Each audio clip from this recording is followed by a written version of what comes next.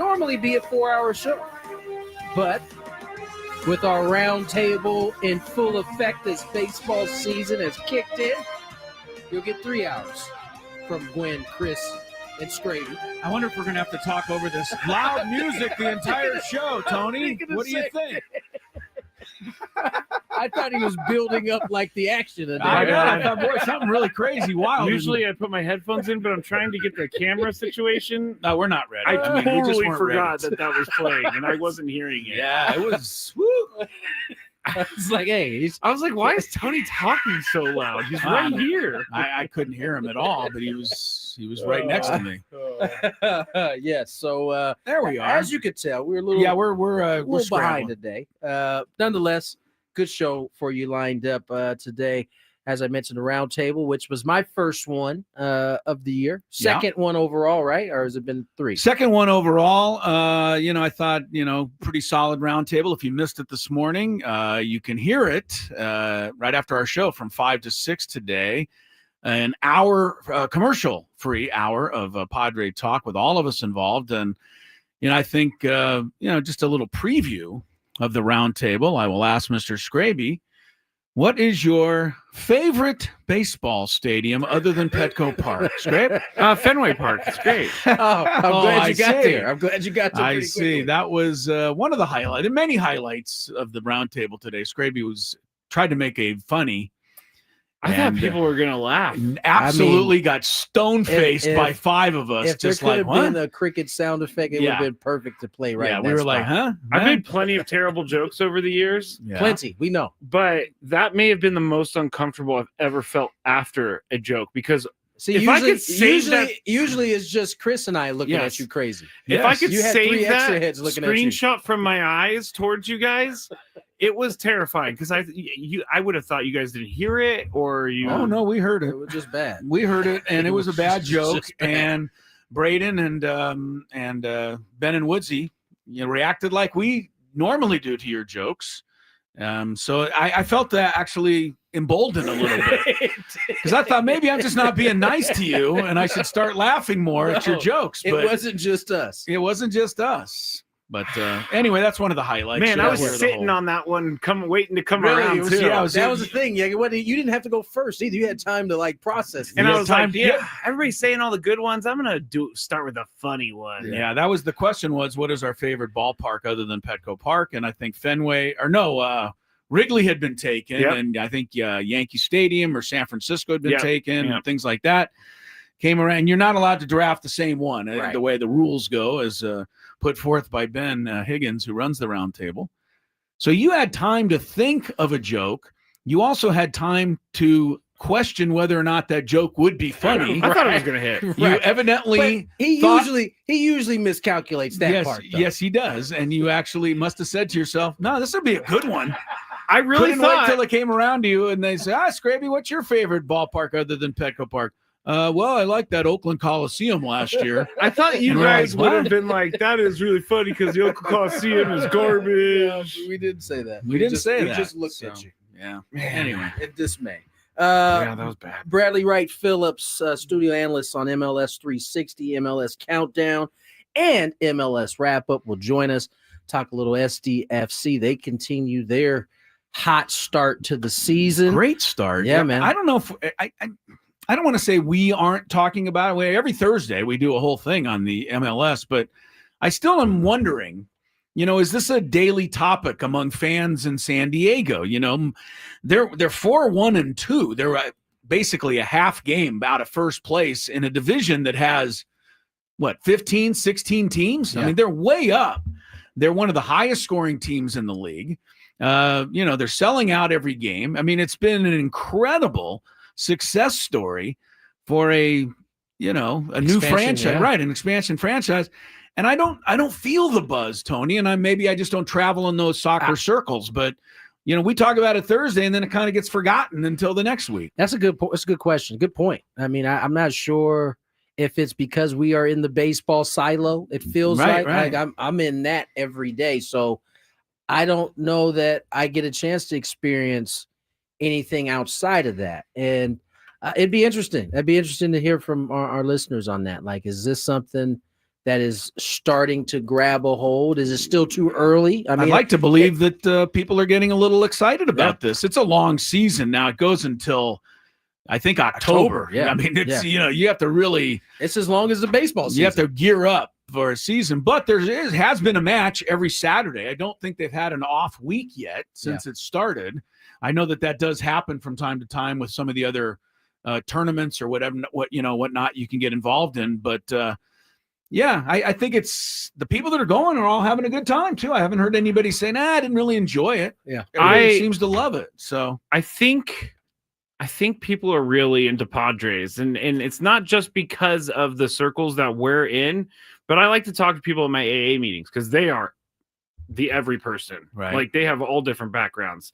And I think that most people are aware of the team, but it's going to start picking up when it gets closer to the playoffs. That's what I'm saying is like the Padres are at this point, they're an institution here in San Diego. They've been here for so long. And they don't normally have the best record in the league. They 2 weeks into the season, they do this year. And we all know how San Diegans love a good team. So And go ahead. Sorry. I was going to say, although SDFC has got off to a great start, I'm sure it's going to take some time to have that kind of grab, of the people who live here. Because right now, here's my concern though: if we get to October and we get to the playoff type time of the MLS, it's also going to be the baseball playoff type time, right? So it's going to coincide with the Padre interest reaching a crescendo as well. Listen, what I think happens in other places, because there has been a few of those where it may not have been necessarily been playoffs, but those teams are playing around the same time. They usually stagger those times so that the folks can have a chance to maybe do both.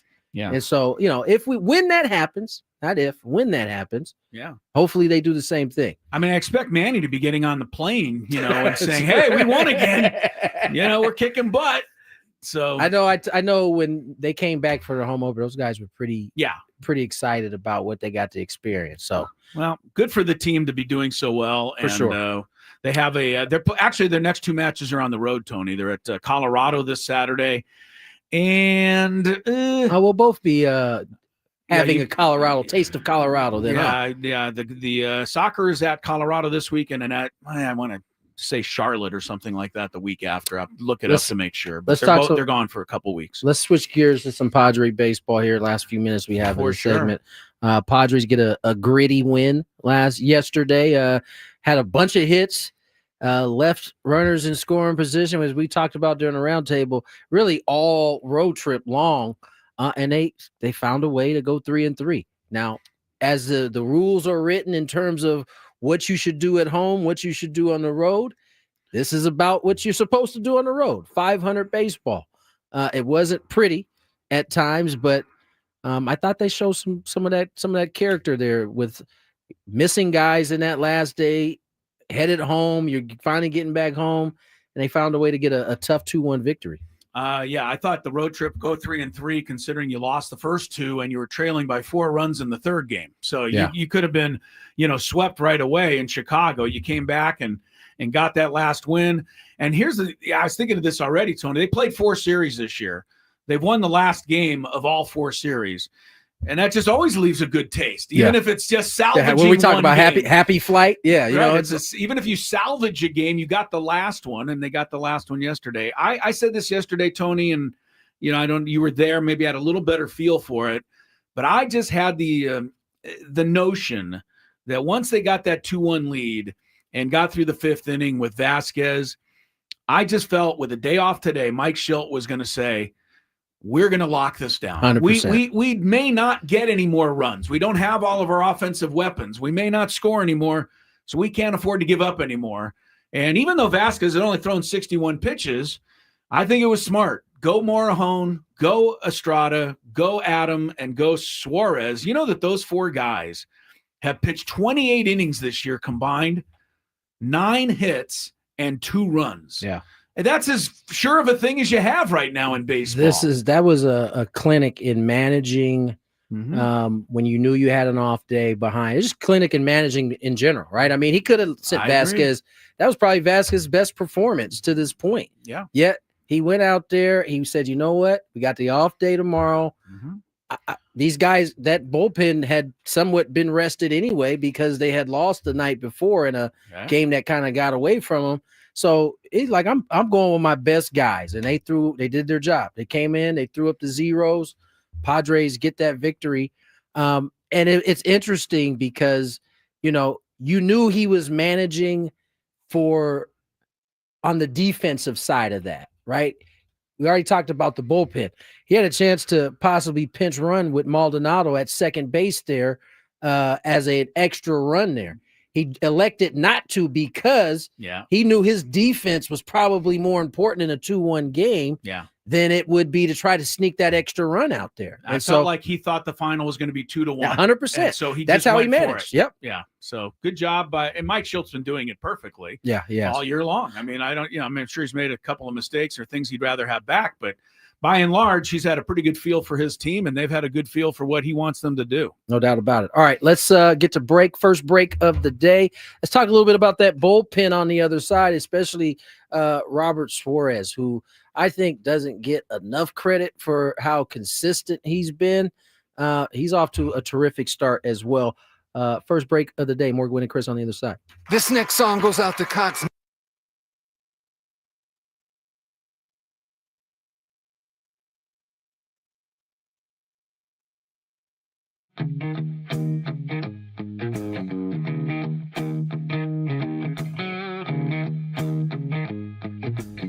There's a Roadrunner. Meet me. He doesn't like me. I guess I wouldn't like me either if I was chasing me. As you can see, I'm all Aztec out here at the Aztec baseball tournament. It's the SDSU baseball alumni tournament. Right now, we are 1 under in the scramble, and Chris is playing well, Tony's playing well, but our ringer, Jack Townsend, is playing really well, so.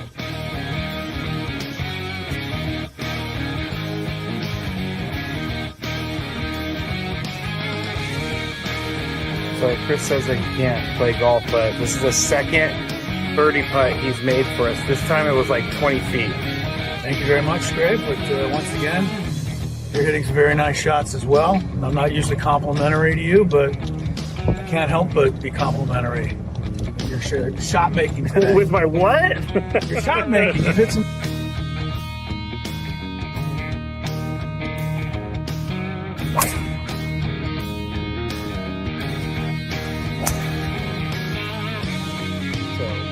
We are league 10 now, and it's getting really windy. It's actually kind of cold. I'm not gonna lie, I know we're in San Diego, but we're 3 under as a group.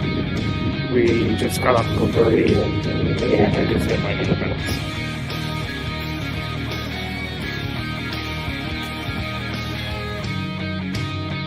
There's a squirrel. He wants to attack me. Squirrely! We just got our second birdie of the day thanks to this guy. Yeah, a 4-footer after. It was a 5-footer. After our pro drove it 300 to the front of the green and then chipped it within 5 feet. Uh-oh. Gravy, don't feed the animals. Don't feed the animals. I do feed animals, but Chris made a birdie putt. Shooting the golf course. And we ended up shooting 63 once everything was accounted for, since it was a scramble, and we had an SDSU golf player, Jack Townsend. He was with us, and he did a lot for us. I think we shot 63 because of him, but we all had a good time.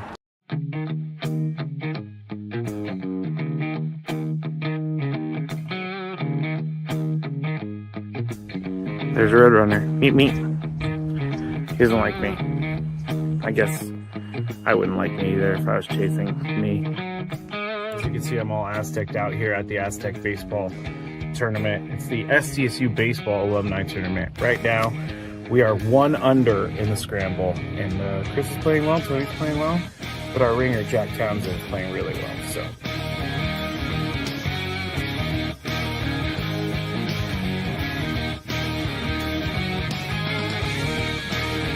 So Chris says I can't play golf, but this is the second birdie putt he's made for us. This time it was like 20 feet. Thank you very much, Greg. But once again, You're hitting some very nice shots as well. I'm not usually complimentary to you, but I can't help but be complimentary.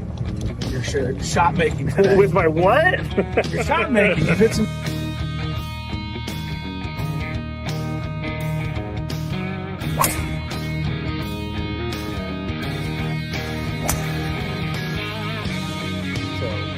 We are league 10 now, and it's getting really windy. It's actually kind of cold. I'm not gonna lie, I know we're in San Diego, but we're 3 under as a group. We just got off the birdie, and I just hit my defense.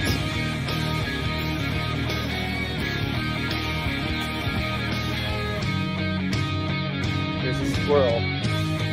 He wants to attack me. Squirrely! We just got our second birdie of the day thanks to this guy. Yeah, a 4-footer after. It was a 5-footer. After our pro drove it 300 to the front of the green and then chipped it within 5 feet. Uh-oh. Gravy, don't feed the animals. Don't feed the animals. I do feed animals, but Chris made a birdie putt. Leaving the golf course. And we ended up shooting 63 once. Okay. We are just settling in here, and glad to be doing so with Tony Gwynn Jr. back in studio today. Chris Ello, Matt Scraby, Gwynn and Chris on 97.3 The Fan. Padres, as mentioned, have a day off to enjoy, another day in first place. Half game lead, but hey, it's you're on top. It's actually the 4th day in a row that we can all wake up and say the Padres are in first place. They also have baseball's best record at 10-3 after taking 2 of 3 from the A's. Definitely want to talk about the bullpen. Before that, the real quick, Scraby, it has been a jolly old good day at the Masters today for one Justin Rose. He is, there you go. I knew you'd want to do that. You can't talk about the Masters without the music. Justin Rose is 44 years young. He's from South Africa originally, but now represents England. What? Yeah, that's true. I'm looking at this Is right he here. born in South Africa? He was born in South that is the Africa. first time I've ever heard that. That's Right, a good yeah. factoid. He's born there, but he won the U.S. Open 12 years ago, and he is Marion, it was a great U.S. Open. well. Phil almost won that one, but Justin Rose was able Justin to Rose close won. it out. Well, Justin Rose, you're not supposed to win the tournament on the first day, but he has 4 shots clear of the field right now at 8 under par.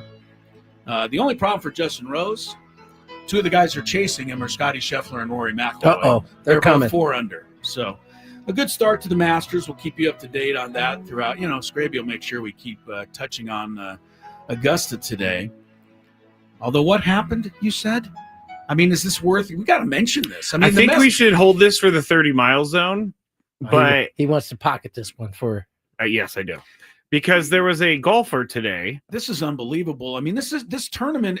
There's no more revered place in all of sports. I mean, as far as a temple of athletic competition, what would even be on par with Augusta National? Yankee Stadium, maybe? Maybe, yeah. But Augusta National is like the church of Right. golf, and let me get his name just so everybody knows, because he's all over the internet now. So we're not saying this? No, I'm just going to explain it real quick to make people hold on. Jose Ballester. Okay, he's a golfer actually. Yeah, He's in the tournament. He's in the tournament. Fans are calling for him to be disqualified from the tournament for relieving himself on the course.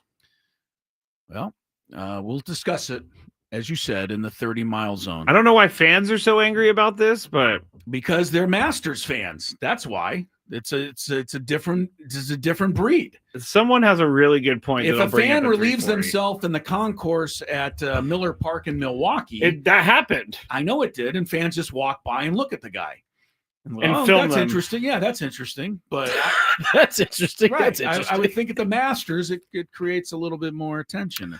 Listen, unless I don't even really want to hear from people who were there who saw it. But if you weren't there and it didn't have an effect on your life. Okay. Forget it, huh? It did. It offended me deeply. Deeply. There's some nice azaleas that he relieved himself on. I think people are faking the funk. They don't. I'm sorry. What? Faking the funk, man. They're not really mad. Hold on a second. How do you spell that? I got to put that in the arsenal.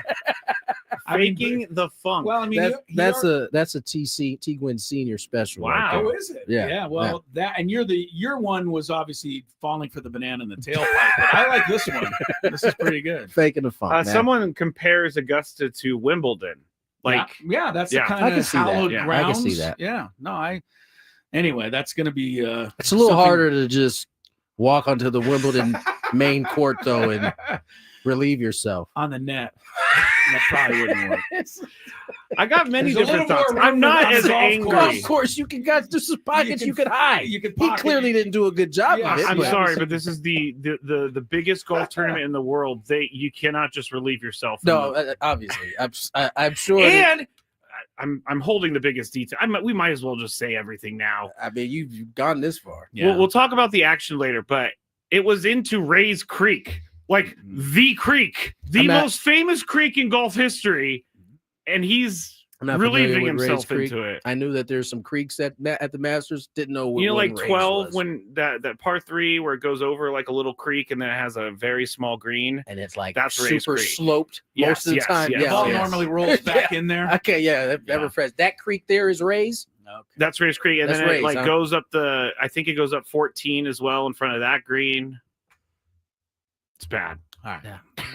All right. I think we've covered it now. Someone said sounds like a Curbed episode. It does.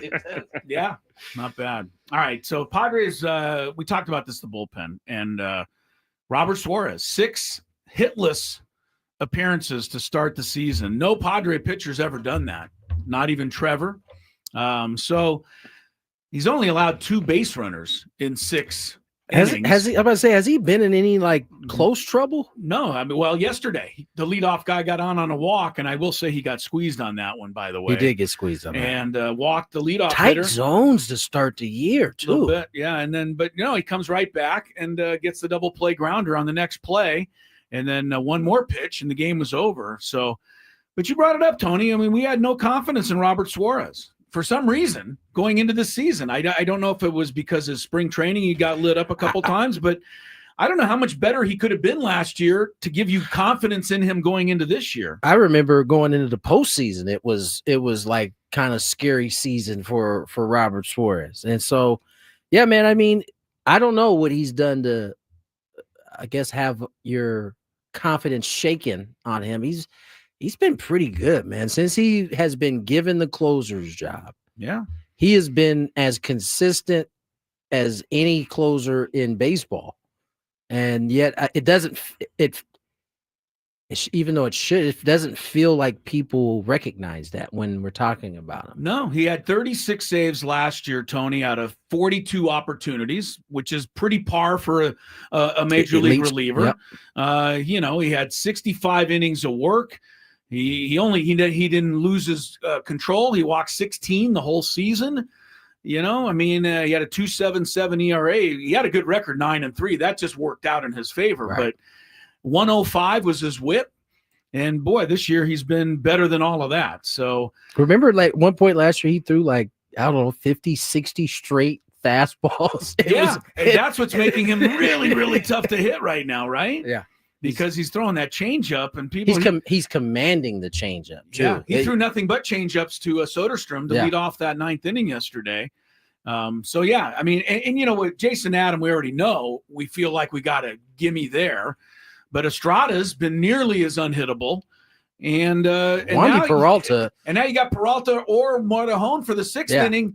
You've got 5 guys that have combined to give up 2 runs. Matsui's been good to start the year. I know he gave up his first run the other day. He's given up just 1 run. And it's the bullpen has been phenomenal. And the best part about that is they got some arms that aren't even here yet that I think are going to be contributed. I think Reynolds is going to be a contributor. I think who am I missing? Oh, Hoeing. I think he's clearly going to be a contributor. So about him for sure. There's a lot to like about this bullpen right now. And in the same way we saw Mike manage it early. You see these kind of piece together innings.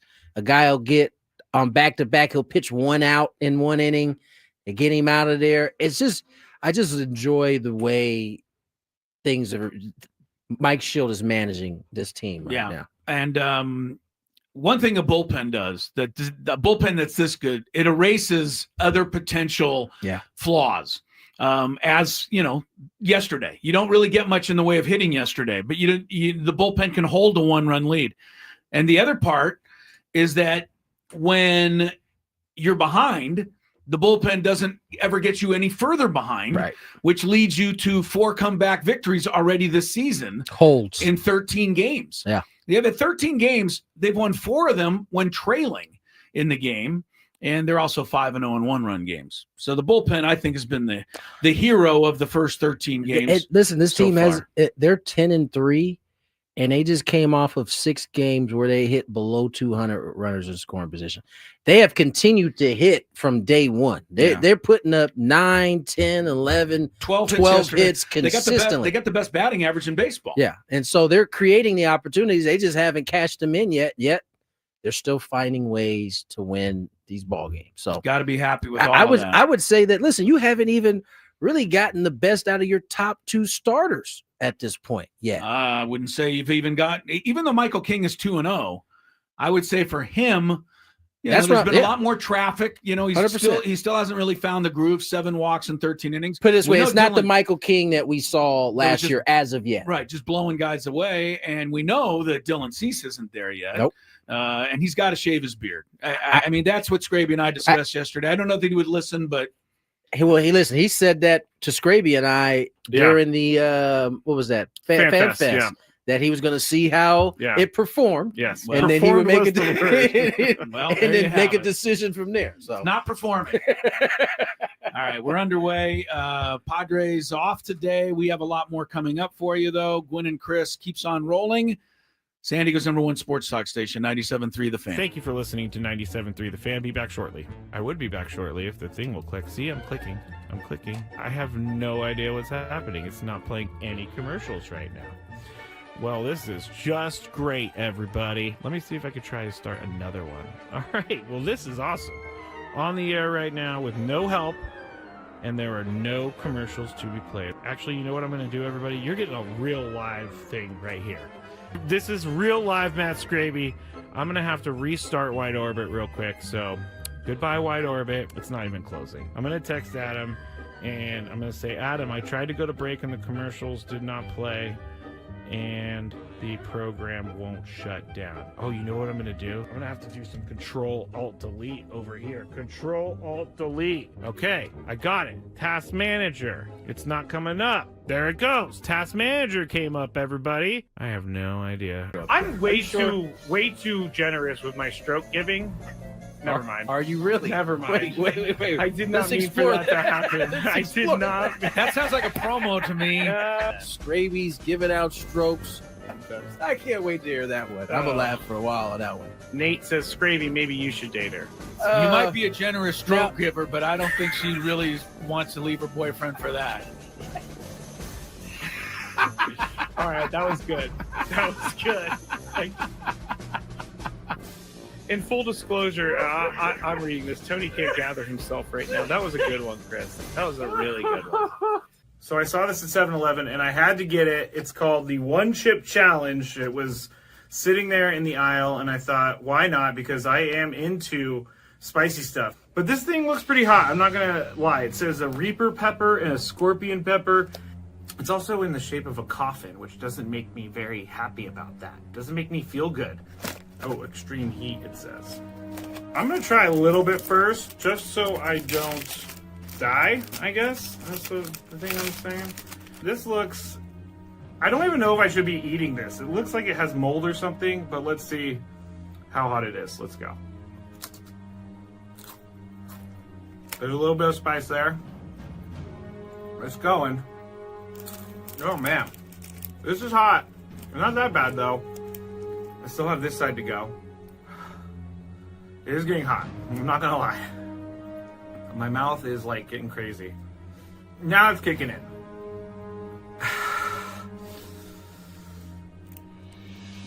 I'm not sure if I'm going to finish this. Honestly, it's getting serious. I gotta go with the milk. My mouth is dying right now.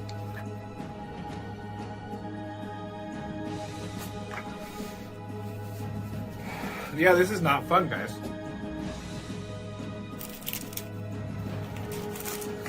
Never gonna do that again because my mouth is on fire. Thank you for listening to 97.3 The Fan. Be back shortly. I would be back shortly if the thing will click. See, I'm clicking. I have no idea what's happening. It's not playing any commercials right now. Well, this is just great, everybody. Let me see if I could try to start another one. All right. Well, this is awesome. On the air right now with no help, and there are no commercials to be played. Actually, you know what I'm going to do, everybody? You're getting a real live thing right here. This is real live Matt Scraby. I'm going to have to restart Wide Orbit real quick, so goodbye, Wide Orbit. It's not even closing. I'm going to text Adam, and I'm going to say, Adam, I tried to go to break, and the commercials did not play, and the program won't shut down. Oh, you know what I'm going to do? I'm going to have to do some Control-Alt-Delete over here. Control-Alt-Delete. Okay, I got it. Task Manager. It's not coming up. There it goes. Task Manager came up, everybody. I have no idea. I'm way too generous with my stroke giving. Never mind. Are you really? Never mind. Wait. I did not mean for that to happen. I did not. That sounds like a promo to me. Scraby's giving out strokes. I can't wait to hear that one. I'm going to laugh for a while on that one. Nate says, Scravy, maybe you should date her. You might be a generous stroke giver, but I don't think she really wants to leave her boyfriend for that. All right, that was good. In full disclosure, I'm reading this. Tony can't gather himself right now. That was a good one, Chris. That was a really good one.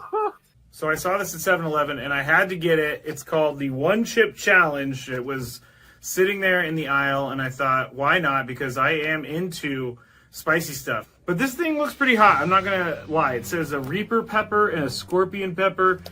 It's also in the shape of a coffin, which doesn't make me very happy about that. Doesn't make me feel good. Oh, extreme heat, it says. I'm going to try a little bit first, just so I don't die, I guess. That's the thing I'm saying. This looks...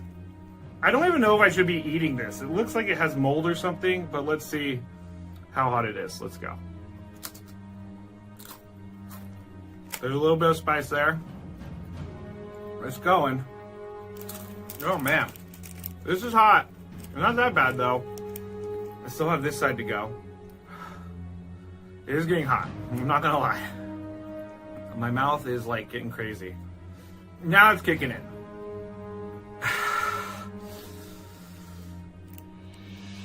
I'm not sure if I'm gonna finish this. Honestly, it's getting serious. I gotta go with the milk. My mouth is dying right now.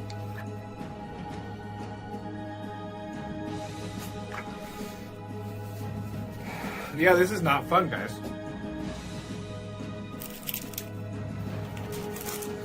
Never gonna do that again because my mouth is on fire. Thank you for listening to 97.3 The Fan. Be back shortly. I would be back shortly if the thing will click. See, I'm clicking. I have no idea what's happening. It's not playing any commercials right now. Well, this is just great, everybody. Let me see if I could try to start another one. All right. Well, this is awesome. On the air right now with no help, and there are no commercials to be played. Actually, you know what I'm going to do, everybody? You're getting a real live thing right here. This is real live Matt Scraby. I'm going to have to restart Wide Orbit real quick, so goodbye, Wide Orbit. It's not even closing. I'm going to text Adam, and I'm going to say, Adam, I tried to go to break, and the commercials did not play, and the program won't shut down. Oh, you know what I'm going to do? I'm going to have to do some Control-Alt-Delete over here. Control-Alt-Delete. Okay, I got it. Task 35 on the clock. Sorry for the delay there. We are being fed some terrific food here. Spiro's is in the building. I just talked about him on at Petco Park on the concourse third base line. We just had Petco Park, or a piece of it, brought to us. So yes, we did. Thank you, April and Sharon, and thank you. Yeah, I you go ahead, let's just give Scraby a segment. Scraby, you want so the segment? We stuff our faces. Oh, yeah. You want to carry the next 20 minutes? Chris does it. Actually, it's Tony's segment. He's got to carry us in this one. That's fine. Chris, you can. I'll just salivate over here as you eat your food. It's right here. It's just sitting to my right. And it smells delicious. Wonderful. Thank you, Spiros. There's a couple directions we can go here, gentlemen. We can talk about the Mesa's new addition on the basketball team that went through in the transfer portal, or we could talk a little bit about Major League Baseball exploring licensing deal for MLB TV. Which one? I think we do both. You want to do both? They both sound pretty exciting, Tony. I'm not sure which one I'd like to start with. First of all, I didn't see this, Sean Newman Jr. I didn't see that transfer happen until I got here today. Third leading assist man in all of college basketball last year. At distributor, that. Where's it? Louisiana Tech? Yep, Louisiana Tech. Yeah, and they've already picked him up in the transfer portal, and that news, along with Magoon Guath, basically saying he'll come back as long as he doesn't go pro. I mean, that just that makes the Aztecs' outlook for next season a whole lot brighter right away. Have we heard anything on Miles Bird? No, but testing the NBA, right? Yeah, they're both. He and Magoon are going to both test the NBA. Okay. So let's just wait and see. You probably have to wait till around draft time before anything's official on those guys. But yeah, the thing, I said this about Magoon already, but I mean, Brian Dutcher does it right, and he cares about his players, and winning isn't. It's a big thing, but it's not the only thing. And I think that his players really respect that and respond to that. And I think that's why Magoon is back. And I also think it's I think, Tony, you would know better, but now that there's the transfer portal, does it not get around the basketball community from players to players to players? I mean, these kids all play summer somewhere, or they play internationally. They don't just play on their college team and then go home and, disappear. So I think a lot of them know each other, and I think the word gets out that San Diego State's a great place to come play. I think the word is definitely getting out. I mean, it seems like Dutch has had a ton of success in the transfer portal, right? And that's nothing is changing from San Diego State's point of view, right? It's not like all of a sudden they become like a high-powered scoring offense, or they've built the program on defense. And if you don't play defense, don't come here. I think that would seem to eliminate a lot of guys. It would seem to, but clearly it's in my opinion, the offense side of the ball has gotten better. Yeah, I agree. Over the past 3, 4, 5 seasons, whereas it used to be, well, we're going to play D, they're going to be in the game, but will they score enough? Yeah, I feel like we've gotten beyond that in terms of can they score enough, and I think to me that points to that it's not. It can't just be that all these guys are interested in the same thing, but they got to be interested in how they're being coached. I agree. And it just seems like he's not missing on these type of guys that come in. They are valuable to the program. I wonder what he's, honestly, and if we can get him on, it would be interesting to ask him. But what? Who are we talking? Brian Dutcher, yeah. It's about that time. Yeah, and the Aztecs make him available more for the other places because they're not on our station. But I'd be interesting to find out, what does he sell? Because he can't offer the most money, not even close, right? He can't offer, 10 games at least on ESPN, right? Because the Mountain West Conference isn't on ESPN, right? National TV and all of that. He can honor a jam-packed, incredible facility with a great atmosphere. And he can offer, San Diego, which is a pretty good offering as well. Offering. Yep. Yeah. And he can offer, like you said, a coach that is going to care about your future and doing what he can to help you become not only a much better basketball player, but a better person. And I'm glad to see that those things are working. I was about to say, I think it's almost more exciting that there are kids out there that value those things, that want to be a part of something like that. I agree. I think that's at face value. I think Dave Marcus just texted me. He said, "I'm watching you live on my mother-in-law's new refrigerator." He must have a Samsung refrigerator. They got the little Wait, TVs refrigerators have TVs on. now? Yeah, some Yes, of them they do. Yeah. Oh my god! Wouldn't want Tony, to. I'm watching you on the fridge right now. I think I was a little surprised just because the guy was the number 3 assist guy in all of the nation last year. You would think that maybe some other team would go poach him. So Brian Dutcher and co are doing something right because they're able to get these guys, as you said.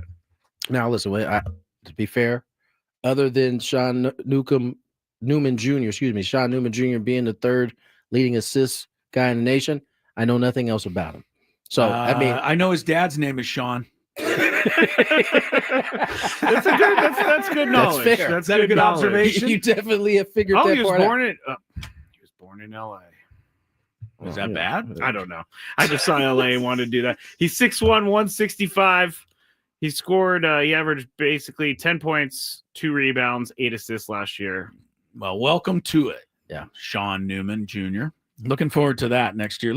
I feel bad at the same time. I feel bad for UCSD because they have, and now they're coming ahead for their 2nd year. They have already discovered everything that is wrong and broken with college basketball. They had some transfers, huh? Well, their coach left, Well, I saw Eric that, Olin, yeah. and he took their number 1 recruit, the kid from Carlsbad, Jake Hall, who was going to go to UCSD. Not anymore. He's now going to New Mexico. Yeah. And besides the players that have graduated, I think everyone else is transferring because Eric Olin is out.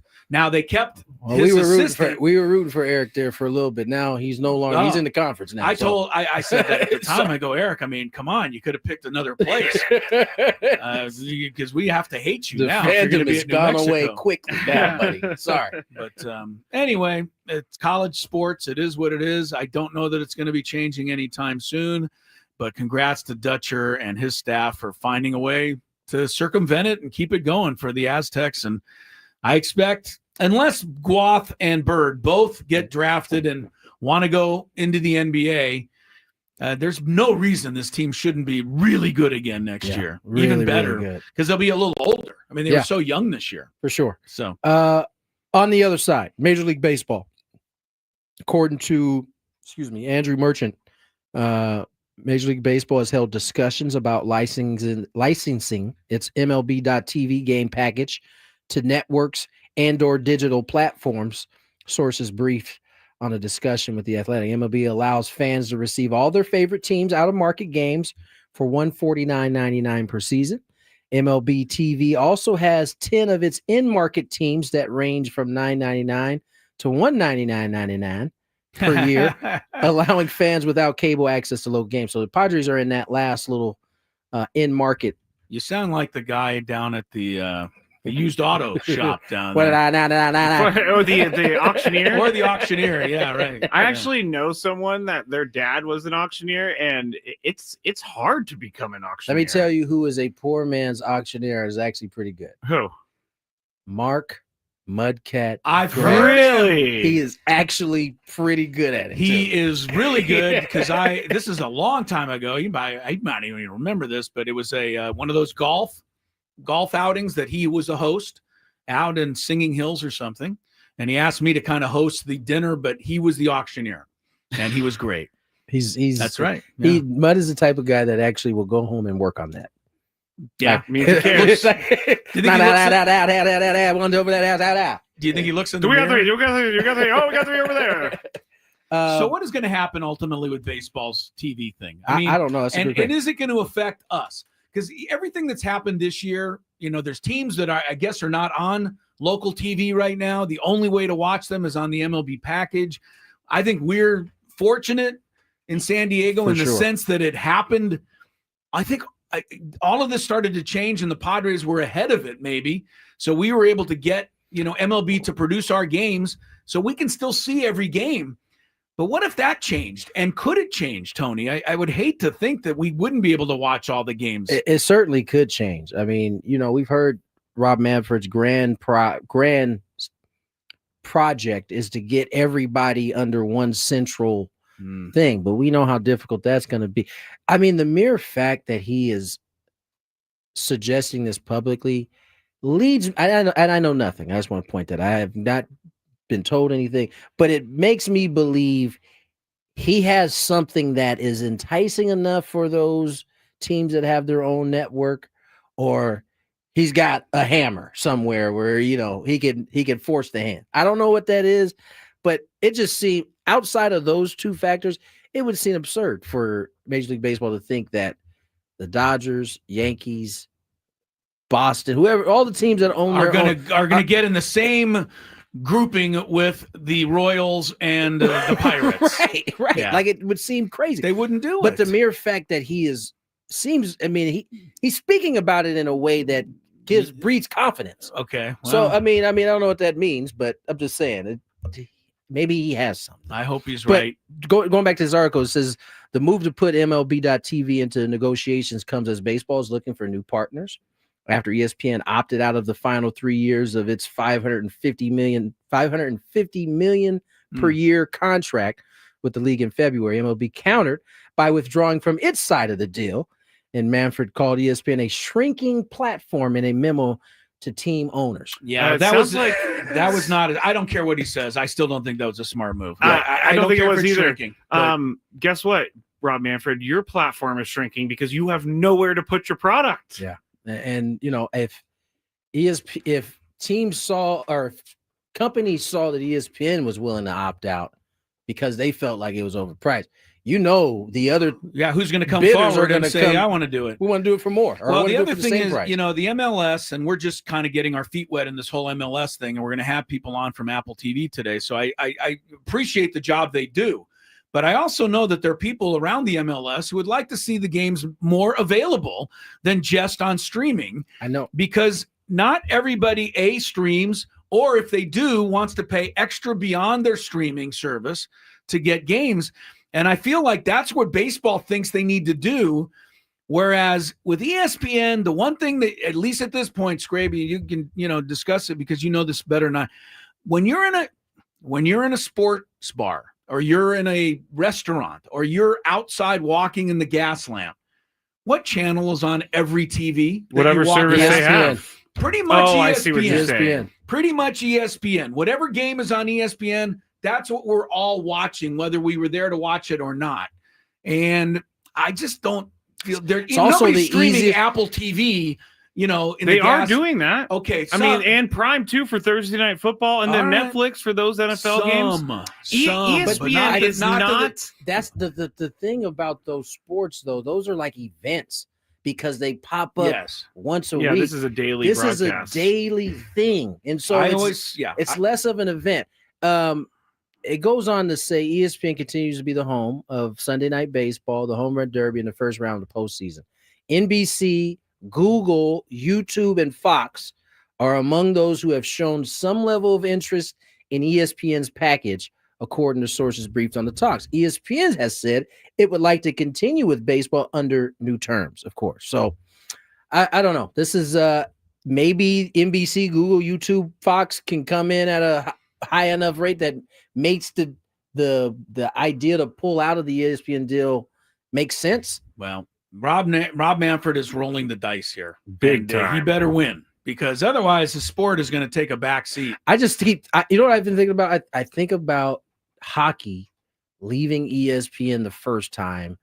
And I know it's two different sports. I know the popularity is different. Now, but it seemed like it never really recovered from that. We couldn't find the games. Yeah. And there are enough hockey fans that were looking for the games. And again, Scraby, even though you're disagreeing with me, when people were sitting in a sports bar, even if they weren't a hockey fan, they were forced to watch a hockey game when it was on ESPN because it was on. Yeah. I don't disagree that, you know, they're forced to watch it.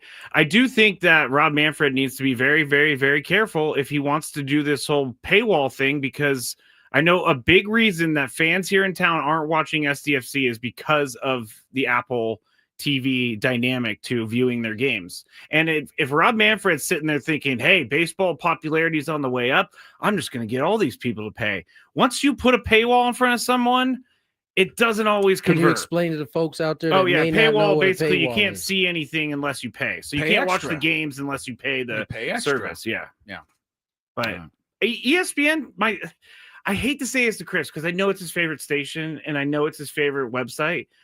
ESPN it's not shrinking like Rob Manfred said, but it's not the same thing. It's not, but you know why it's not? Is because we don't consume it the same way we used to. And they haven't figured that out yet. And I don't think anybody, quite frankly, has figured it out. They're not the only game in town, which they were for 30 years. That's also true. There's a lot of other options. Yeah. But it doesn't mean that I think people are leaving ESPN in droves. It's still I bet you if you ask anybody walking the street that watches sports, the easiest channel and company for them to remember is ESPN. They can tell you the channel, unlike, when it goes on Fox Sports, whatever, everybody's like, what number? What channel is on that? Spectrum, on? it's 91, I believe. I believe. You're not sure, though. I'm not sure. Exactly. I know that Golf Channel 73. That's for sure. All right. One quick note. The Rockies are gearing up for their appearance here this weekend. They scored a season high 5 runs in the 8th inning today and just beat the Brewers 7-2. So they'll come in off of their 3rd victory of the year. I think what the Rockies do when they get here. We have to hope it doesn't happen this time. I think that might be one of the places. Jesse brought up 2 places this year that we have an opportunity to possibly go watch a game as a fan of. So we fly into a city. Oh, I see you're there. They're finishing a series. Gotcha. Before we play.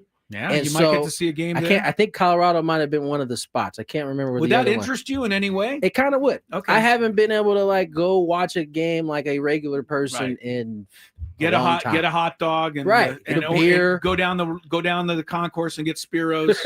Right, exactly. Take in a game. I haven't been able to do that in a while. Yeah, I see what you're saying. But the Rockies, I mean, they've been terrible this year, but they just came up with a big inning and won the ball game today. I saw in the chat earlier, Rockies getting hot as soon as they come in town. I think they lost 17-2 yesterday. They did. They got mollywopped. As a matter of fact, mollywopped. Did Christian Yelich hit 2 home runs last night? He at least hit one. Yeah, it was a 3-run bomb. Churio hit 2, I think. Last night. All right. Yeah. Anyway. We still got another minute. Someone said about ESPN. I stopped watching ESPN, or no, I'm sorry. It's MTV now. ESPN is like MTV, where they do a lot of different shows that no one.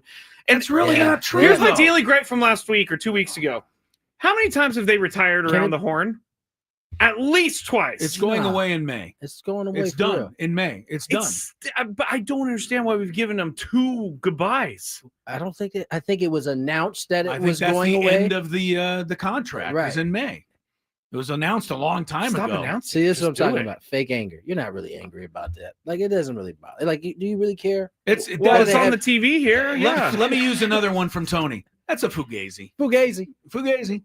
What's a fugazi? The fact that they said that they were done and then they lived another year. Bothered you. You're not really bad about that. It would be like that's never mind. Yeah. Let's go ahead. I'm ready to eat some Spiros. Okay.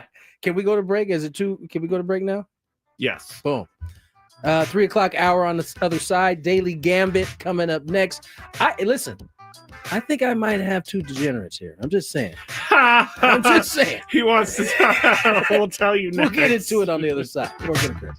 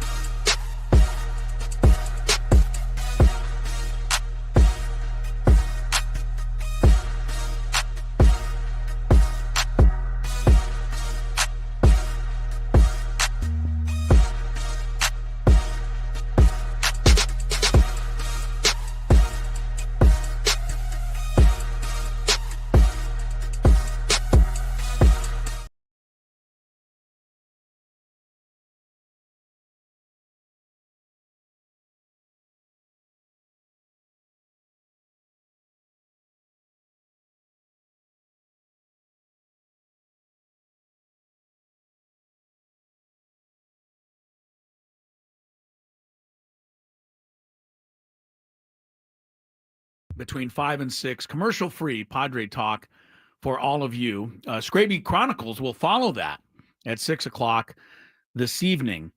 Both Scraby and I are keeping an eye on the Masters because, as Tony referred to on the way out, Scraby and I have turned into degenerate gamblers all of a sudden. Yeah.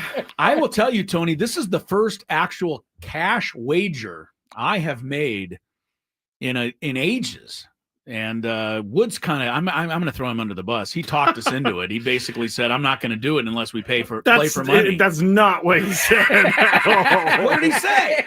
Hey, I don't think he put the ultimatum down. I think Ben just said, pretty sure we asked Ben, "Hey, is Woodsy going to play?" And he said, "Yeah, he'll play if it's for money." That's pretty much what the text, I think, said. Anyway, you're making it seem like Woods wouldn't play if we weren't. I don't think he would have. I don't think he would have. I'm just being. I don't know. We're all degenerates. We're all degenerates, but right now, Woods' draft choice, Scotty Scheffler, which is a good draft choice, is at 4 under par. Ben stole the no-name Canadian Corey Connors from me. Yeah. Wait. Ben stole. Well, it was a snake. It was a snake draft. So Ben was just before me, and I had the very last pick. And my mind was set on this Canadian guy, Corey Connors. Ben stole. Yeah, he stole my guy. I thought that was one of the golfers. Ben stole. Oh, I see. Yeah, so I was like, Ben stole. And he was the guy who peed into Ray's Creek. Yeah, Ben stole. Yeah. But anyway, Ben went with Corey Connors, this Canadian who always plays well at Augusta, and he did today, 4 under par. Rory McIlroy is also one of Ben's guys at 4 under par. He'll choke that off. And it's early, but anyway, we're all competing to see who's going to win the big pot.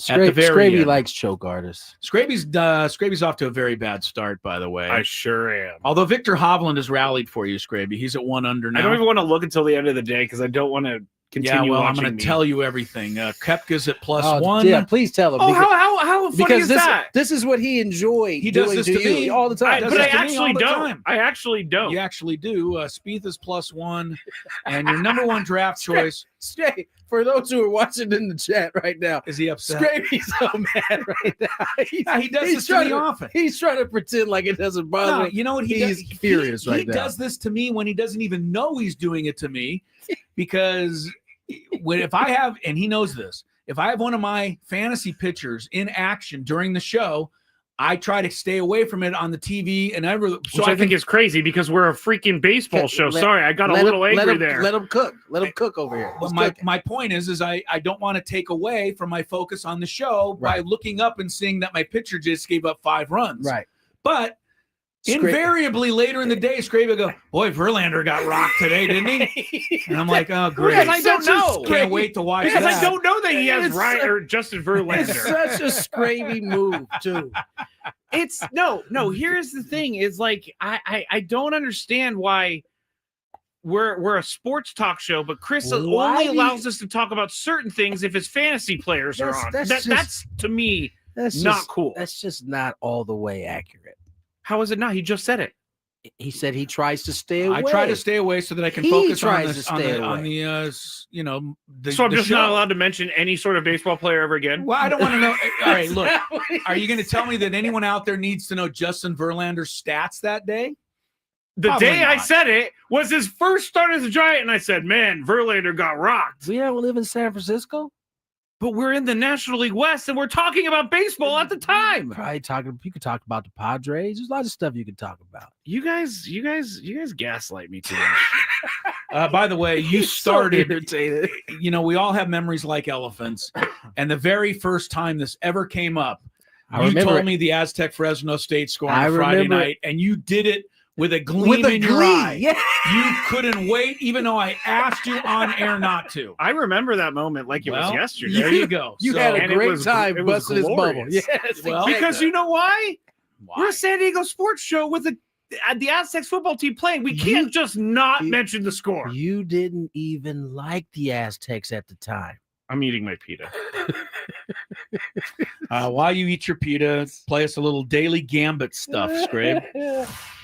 Do you like money? I think about money a lot. Do you like money without doing anything? Duh, winning. Do you want to make money while watching sports? I think Washington is immortal luck. Washington! Woohoo! If you answered yes, this is your segment. Just don't blame us when you lose. Nothing is ever your fault. It's your game. Take it. Gwynn and Chris go through the top bets of the day in The Daily Gambit on 97.3 The Fan. Daily Gambit is our daily sports betting segment here on Gwynn and Chris. Please, everybody, gamble responsibly. Just got to tell you, that Spiro's pita, bomb, chef's kiss. Yeah, it's so good. I could eat pounds of pita bread. I really could. I'm going to just do this because here I am on the chat, and this is what I'm. Oh no, you unplugged yourself. Oh, too bad. I was going to show everybody that the food is right. It was a good idea, though. The food is within reach, and it's hard to keep doing the show. Wait, is that shrimp that you got there, or is that chicken? No, it's chicken. It's just a little chicken. It's wonderful. All right, let's go to the bets that we made a couple days ago, and then I got to fix Chris's camera. You don't trust me to try and do it. Well, it's I would have to explain on the air how to get it back. Yeah. All right. First bet that we made on Tuesday was the Oklahoma City Thunder, 9-point favorites over the Lakers. Chris went OKC. Tony and I said Lakers. OKC won 136-120. Yes, but the Lakers bounced back nicely last night. Yes, and Luka Doncic. I don't know if you saw it, Tony, but I thought the Dallas Mavericks, who tried to do too much and were shot down, did the right thing, though, by putting a beautiful video tribute to Luka on the board before the game. Kind of brought him to tears, got everybody out, big standing ovation. It was really a nice touch. And then he proceeded to drop a 40-piece on them. Destroyed them, yeah, he did. Cleveland Cavaliers, -15 over the Bulls on Tuesday. Yeah. Chris and I chose the Bulls because I think the Bulls were on the way up. Yeah, they are, but they sat 3 of their top players, and I didn't know that. Didn't we change it? You changed it. No, he went. No, I he changed it. I because changed Donovan Mitchell did not play, but then the Bulls sat their top 3 Yeah, players. I changed mine. Yeah, Cleveland won 135-113. Yeah, so Tony changed his, and it worked for him. Who scored more in their game on Tuesday, Giannis or Ant-Man? Chris and Tony went Ant-Man. I went Giannis. Ant-Man had 25. Or Giannis was -3, too, on the spread. Okay. Giannis had 23, so you take those 3 points away. 20 points. Ant-Man is the winner. All right. Phillies and Braves from Tuesday night. We all chose the Phillies. The Braves won this one, 7-5. Okay. Padres A's over under 8 runs for Tuesday nights. Tony went under. Chris and I went over, and it was a 10-4 game, right? Yes. Okay, Yeah, so 14. Yeah. And then Paul Skeens over under 7.5 strikeouts in his game a couple nights ago. We should have bet on the earned runs because he gave up 5 and he only struck out 7, so it was under, and we were all wrong. You know, I'm going to see if Connor Joe, when the Pirates are in town, can hook us up with Paul Skeens. I would love to have him come in studio to meet you one day. Chris, I have throw you right under the bus. I would love to see your actual reaction to that. See, I would love to know all the lies that you would tell him. Because I have maintained since day one that I am not a Paul Skeens hater. I'm a media coverage hater. I would tell him this exact thing. I'd say, Paul, I have a partner named Matt Scraven that claims he is not a hater of you, but we think he's kind of a hater. He's kind of a hater. And you just mentioned he gave up 5 runs. There was no bad coverage of that. Nobody covered that at all. Yeah, that was just you reacting. You had to get that in there. I would never come in because Chris would just lie the entire time about what I said. I wouldn't need to. You would be so uncomfortable. I would just watch you squirming over there. Oh, I would totally be uncomfortable. That is for sure. That I would just enjoy that. We'll do our picks in a minute because we're coming up on the break. But Tony, your thoughts on the Lake Show and Doncic and how it's working out now? They've gone up, they've gone down, they've kind of gone back up. They're in the 3 spot. But a 1-game lead over like a bunch of teams that are right behind them with 2 or 3 games to go. It's kind of exciting. I think they had 2 games to go. They won last night. I think they win the next one. They clinched the 3 spot. Oh, they do. They have the tiebreaker over all those teams. Over all of them. Oh, well, then they're in good shape. They're in great shape to get the 3. I was happy to see them. Because remember, I told you the second Oklahoma City game. I said I just want them, and they did, to keep it close. And not only did they keep it close, they won. They were winning until Luka got ejected from that game. That's you know what, and I know they rescinded one of the technicals, but we've talked about this is still kind of Luka's fault. He's got to stop whining to the officials. Listen, he's setting himself up for this. He is, and I even though I believe that he was definitely conversating with a fan that was giving it to him. Yeah. You know, you gotta be more mindful, right? If the referee who you've already cussed out early in the game gave you a T, is walking up that same sideline, there's a chance he might think you're talking to him. Yeah. And once he ejects you, I've never. You might be able to correct me if I'm wrong. I don't think you can bring. I don't think you can bring him back. Like, no, never mind on the ejection. He was talking to the fan. I don't think that's ever happened. Yeah, no. I agree. Luka's got to. God, if he played, he's so good already. I just wonder what level he could get to if he was just, But maybe there's also a part of me, and you've watched him more. There's a part of me that thinks he gets motivation out of perceived things that don't go his way. Right? Are there certain people, you know what I mean? Like something, he doesn't get a call or they call a foul he doesn't like. It seems to almost sharpen his focus. It does. So maybe this is something that he almost needs to do. I do think there's a piece of a lot of the talking that he's doing with the refs inevitably ends up getting him dialed in. Yeah. Because he seems after he doesn't get a call, he seems to always get the next one, and he seems to start going off from there. If you're rooting against Luka, you hope that he's now distracted.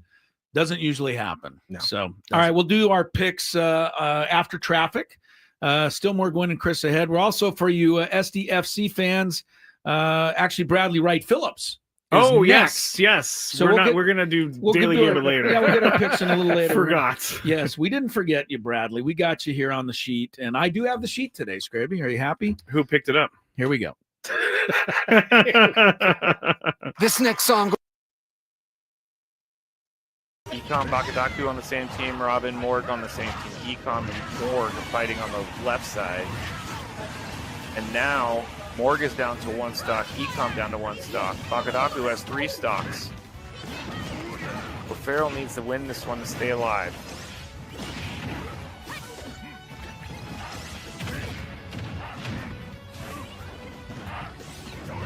Econ and Robin on the left. Morgan Bakadaku on the right. Morgan and Ecom only have 1 stock. Bakadaku, Robin have 2 stocks.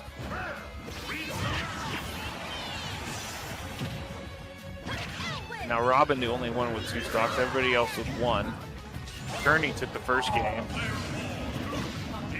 And now it's 2-on-1. Actually, Morg is back, so now it's back to full strength on each side. Everybody has 1 stock at this point.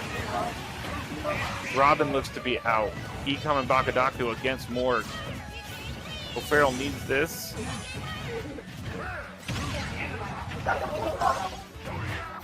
Morg hanging on. Bakadaku, Ecom both with 1 life. Morg. And there you go. O'Farrell ties it up. Now we go into the 3rd and final game. 3, 2, 1, go!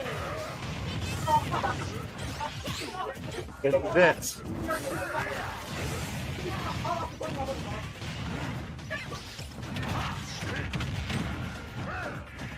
Each team of Farrell and Kearney have won a game so far in the championship round. Loser comes in 2nd, winner wins it all. Bakadaku and Robin on the left, Morg and Ecom on the right, both floating. Ecom goes down. Everybody with 3 stocks except for Ecom, who has 2 stocks.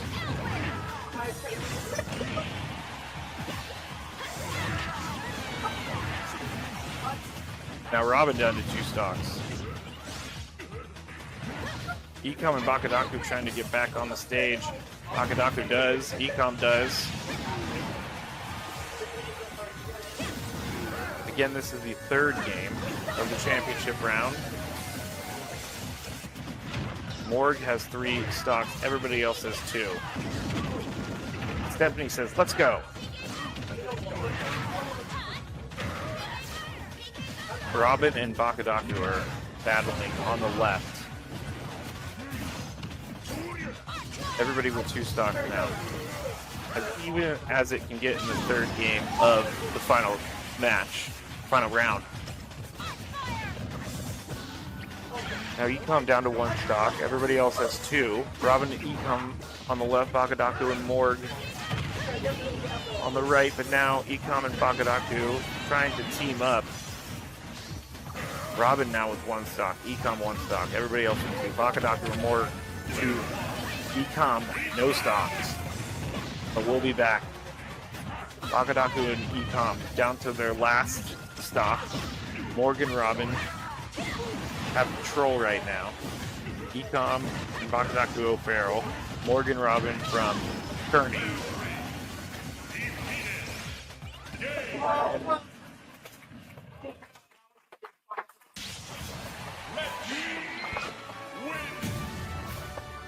And that's it. Kearney High School takes it in 3 games. So let me just figure this out just to make sure I have everything. But I believe the tournament is now over, and Kearney High School has won it all. O'Farrell has come in. Tony Gwynn Jr., Chris Ello, Matt Scraby, Bradley Wright-Phillips, analyst on MLS 360, will join us shortly. Also on MLS Countdown and MLS Wrap-Up. Talk some SDFC here shortly. Very accomplished MLSer. Yes, he is. Nine-year vet in MLS. Spent some time in New York with the Red Bulls. He was a Red Bull. A Red Bull. Formerly with the England national, or Manchester City. He's played some big-time teams. Yes, he has. Yeah. Looking forward to having him on. The SDFC, 4 wins. I hate their record, the way they list it. 4-1-2 is the way I list it. The way they list it is 4-2-1. Now the 2 is the ties. Yes, so they put the ties in the middle before the losses, which is just. I mean, this is. I hate to tell you, but this is American soccer. This is how we should do it, American-wise. I think first we don't have any ties in anything else, do we? Oh, I guess hockey. Hockey. They call it an overtime loss because the game actually goes to football. OT. You can tie in football, right? Yeah, that's true. Yeah, I guess pro football, but in terms of there's no points there. I think the reason why they do that is because you get 3 for a win, 1 for a tie. You get 0 I for can a still loss. figure it out if they put the ties at the end. I think they also think you can figure out how to do their I'm wins and losses figuring it then. out, but it takes extra time. Someone got mad at me last week because again, this is not something that's really bothers you. We just fodder. No, someone just got mad at me last week because the teams are listed on the website. It's always away team on top, home team on the bottom, and it's opposite for this. I said that SDFC was on the road, and I got a DM for someone. If you're gonna talk, I just spit everywhere. You guys saw that. If you're gonna talk about something, make sure you know what you're talking about. I'm like, it was a simple mistake, dude. Yeah, no, that part I'm still getting used to myself. The home team on top versus the road team. Yeah, please change it. just change just it. For you. No, for all of us. If I told you that the 49ers record was 10-0-3, that would mess you up. Yeah. As I'm putting their ties first. Right. You wouldn't. It wouldn't mess you up. You'd be like, oh, okay, good. They got a pretty good. Right. They're doing great. Doing pretty good. Yeah. So anyway, any way you list it, SDFC is doing fantastic. Let's bring on our astute guest, Bradley Wright-Phillips joins us here, studio analyst on MLS 360, MLS Countdown, and MLS Wrap-Up. Bradley, how are you? Thanks for joining us today. I'm good, thank you. How are you guys? Thanks for having me. No problem. Thank you for coming on. SDFC is the talk of the town out here. They are off to a terrific start. They get 2 home wins here in the last couple. They're going to head out on the road. What have you seen from this SDFC team that has impressed you to this point? There's so many things. And I'll be honest, the start, I wasn't sure what it was going to look like. I wasn't sure how Mikey Barros was going to set them up.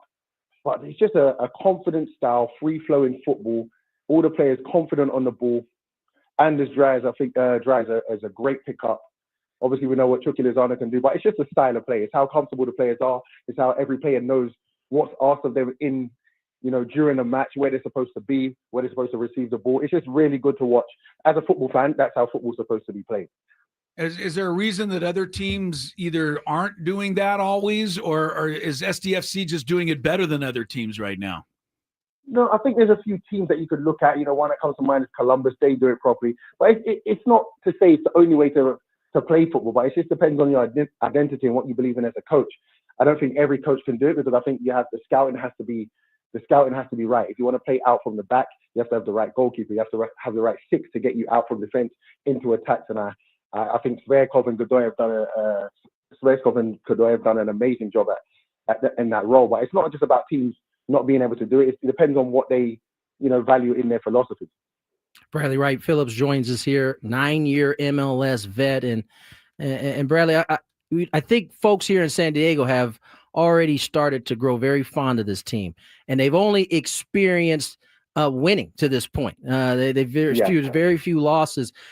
Who else on their side, on the Western Conference side, is going to be a challenge to SDFC moving forward? Well, let's have it right. Listen, every game in MLS is going to be difficult, right? They're all going to pose different challenges. But I think if we're going off early season, you have to put Vancouver up there. Vancouver because they play good football, but they're also solid to break down. They're not easy to break down and get chances against. And I think San Diego have made it look very easy cutting through teams. If we look at Seattle, one of the best defensive teams over the years, San Diego cut through them like they was like a bunch of kids. I think that'll be a different test when you play Vancouver. I think dealing with the Minnesota counter-attack, because they're very comfortable in the low block, they will let you have the ball. But then when it's time for them to attack, they have players that are quick in the break and are difficult to defend. So I think these will give proper challenges.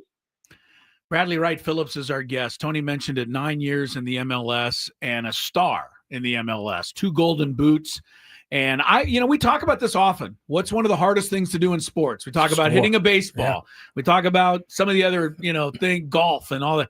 I would think scoring a goal in a soccer match is really not easy. Bradley Wright-Phillips did it 117 times in the MLS, countless other times overseas. What's the key to scoring in soccer, Bradley, from a guy that scored a lot of goals? It's a difficult question to answer because there's a lot of players that look like they should be scoring goals. They have the technique, they have a good strike, but don't end up scoring goals. For me, I've always thought of goal scoring as a mindset. If we take Alonso Martinez, for example, playing for New York City, he was playing out wide when he first came. But you could always see the way he plays, the way he is, how calm he is in front of goal, the contact he makes with the ball. Doesn't panic. He doesn't get overwhelmed when he misses a chance. These are goal scoring traits. These are players that can score goals. That's a mindset. I don't think it depends on, I don't think it's just a thing you obviously have to work on it, but I think you're almost born with it. It's not easy to explain and it's not easy to do, but it's about being in the right place. It's about not, wavering. You can't miss a chance and lose confidence. It's about getting in the same spots, hitting the target and thinking about clean contact. Bradley, one of the things that has come up here in recent conversations as it pertains to MLS as a whole is this whole scheduling conflict. They're talking about eventually moving the schedule so that it aligns a little bit more with the international schedule. Is that of any importance to you? Do you think that's a good move for MLS to make? Listen, MLS have worked fine just up till now. But for me, where I come from, where I played, I think it makes more sense. And now being over here in America, let's just think about transfers, players. Let's take Dreyer, for example. He comes over and he's played very well, don't get me wrong. But there might be time in the season where he dies out because he's come from playing at Anderlecht. Now he's gone into a full season here with San Diego. And by the end of the season, he's almost played, a season and a half of football. And that's not good for anybody. So one, I think for the players, that would be amazing. I think there's a lot of positives to it, but that's the one I relate to as a player. If I could come here and just start afresh, the same time as everyone else, right? I think it would do wonders for players. Bradley Wright-Phillips is our guest, MLS analyst, and man, just like everyone else from the MLS, it's been really fun to talk to you about football, as you say, Bradley. Chucky Lozano scored his first goal. He missed a couple games with injury. Tell us what he means, not only to this team on the pitch, but what does he mean, with this organization? I mean, he's part of a win. They as you said, they sliced through Seattle 3-0 last week. I think they had all the goals in the first half, which is really a bit uncommon. But when Chucky is going and he's out there, and it gives everybody in the stands, I think, somebody to kind of lean on as well. First of all, just him as in general, you get your poster boy, right? You get the face of the franchise. He's going to bring in a lot of fans. It's going to be excitement around the stadium, around the city. So that's one thing. But the style of play San Diego play, where everything is played to feet, played in behind. The first couple of games, I wasn't sure. I was like, there's no threat in behind. Yes, it looks nice, but there's no threat in behind. That for me is tailor-made for Chucky. You see the speed he has in transition. So when you've got a team that's playing to feet, and then all of a sudden it's a running behind by Chucky, it just makes the team that little bit more dangerous. And I think it's a perfect fit for him. I wasn't really sure how Chucky would look when he comes into this league, but just seeing the last game against Seattle, seeing how dangerous he is, when he has space to run into, it could be that goal that he scored, could be seeing that a lot down the season. Brad, the last one for me. MLS has been in effect here in the States since 1993. Here we are, 30 years plus removed from the beginning of it. Where do you think it is at, the league is at, in comparison to some of the top leagues in the world? That's a difficult question. I'm happy you asked that. It's a tough one, right? Because it's new. I was saying the other day, it's not often, as a football fan, you get to see a new team play, a new stadium opening. That doesn't happen often. That happens so often here. So it seems, because we're having all of those things, new teams, new stadiums, new rules even sometimes, it seems like we're in our very early stage, which we are. But if you look at the quality on the pitch, it seems like we're catching up very quick. We're getting players that are leaving MLS and going to Europe and having huge success. So in our years when it comes to, just the history of the league, we're very young. I think MLS has done a great job of catching up, doing it their own way, but still having a quality league. Tons of fans turning up every week. So it's progressing well. It was hard to say where we are at the moment compared to other leagues, but we're competing. We have players that can play that can leave MLS today and play in the Premier League. So, it depends how you want to measure it. Certainly have made a lot of strides. And as you said, trying to keep up and compete. Certainly that rule change in terms of possibly being on the same calendar could go a long way. Bradley, we certainly appreciate you coming on, man. We look forward to doing it again down the line. Thanks for having me. Thanks, Bradley. Bradley Wright-Phillips, studio analyst for MLS 360, MLS Countdown, and MLS Wrap-Up. All of the guests that I know MLS has sent our way, they've been phenomenal. It's been fun to talk to all of them. One thing I didn't get into with Bradley, he was maybe nicknamed the Great One back in the day. He wore number 99 when he played for the Red Bulls, and he scored 108 goals. I mean, for them, and 117 total in his career. There's only 4 or 5 guys that have had more in MLS history than Bradley Wright-Phillips. It was interesting that he answered, scoring goals, it's hard to explain. I'm like, well, who should I ask? You've scored the 5th most or whatever, so I thought I'd ask you. But I think he's right. I mean, you don't quite know what makes a good striker, but I like what he said. And it works for every sport. If you blow a chance, you got to come right back. Right. And that works in any sport. Yeah. You miss 10 shots, as Rick Pitino told his team, well, go play defense and find something else you can do to help you win. Ask Walter Clayton of Florida the other night. Yeah. He found a way to win the game even though he couldn't score much. You miss every shot you don't take. Yeah, but right. Keep shooting, keep firing. And you know who invented that saying, by the way? Wayne Gretzky. You miss every shot you don't take. That was a Wayne Gretzky line back in the day. Makes sense. So, the good one. The great one. Don't you mess it up, buddy. Let's get to break. 30. Well, we going to 30 mile zone, or we gonna finish up our we'll do Daily Gambit at 420, but we'll do 30 mile zone next. You heard the boss. We're Gwynn and Chris on the other side. Coming up on Friday's show, the dreaded Rockies are in town. We'll get you ready for that.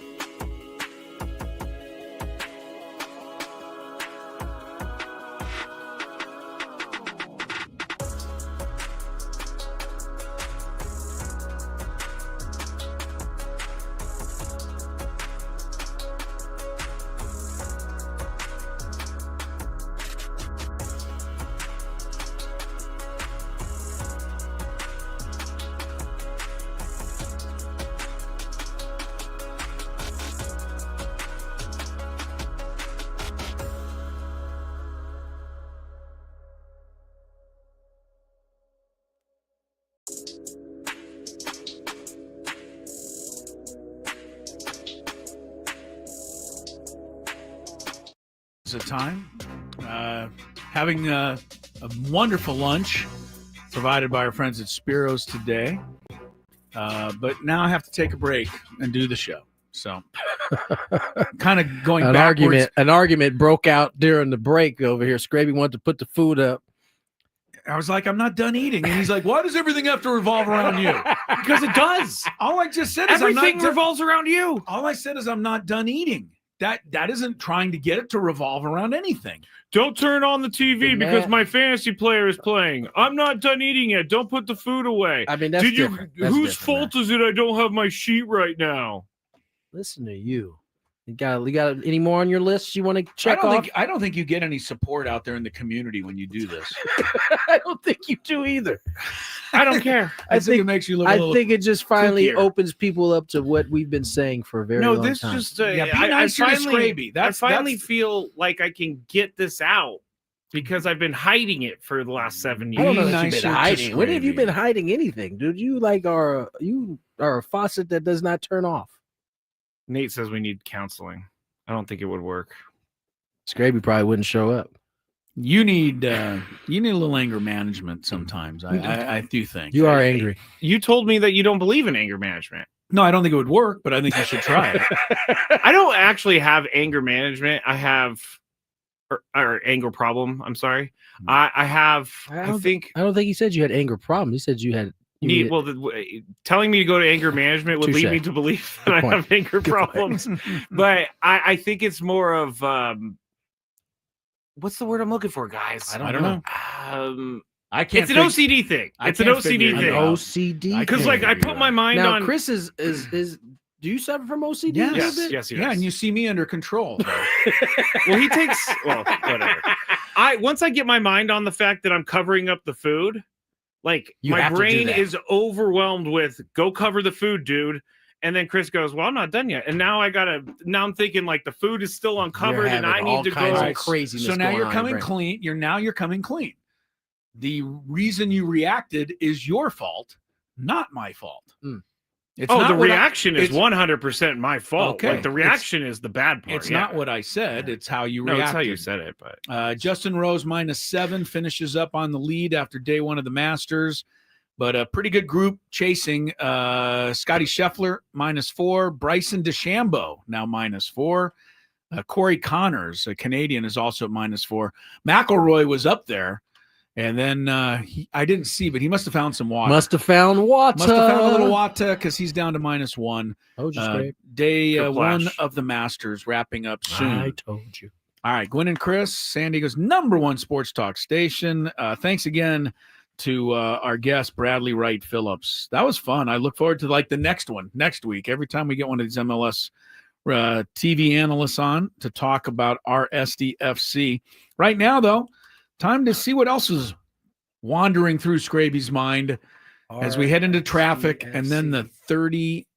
Did I say what? You said you were saying hour. Right. And it sounded like you said RSDFC, like RS. Rancho San Diego. I used to live in Rancho San Diego. So that's what that was. All right, here's the 30-mile zone.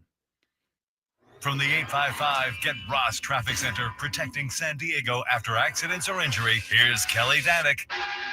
Traffic is sponsored by your local San Diego County, the UPS stores. Got a few problems here. One of them's a crash on southbound 5 right at the northbound 15 connector. It's over the right shoulder. Also, stall vehicle on southbound 805 at La Jolla Village Drive, getting that moved into the center divide. Stall on the transition ramp east 8 to the southbound 805 connector ramp. That's over to the right shoulder. We've also got a collision on eastbound 52 right at the southbound 125.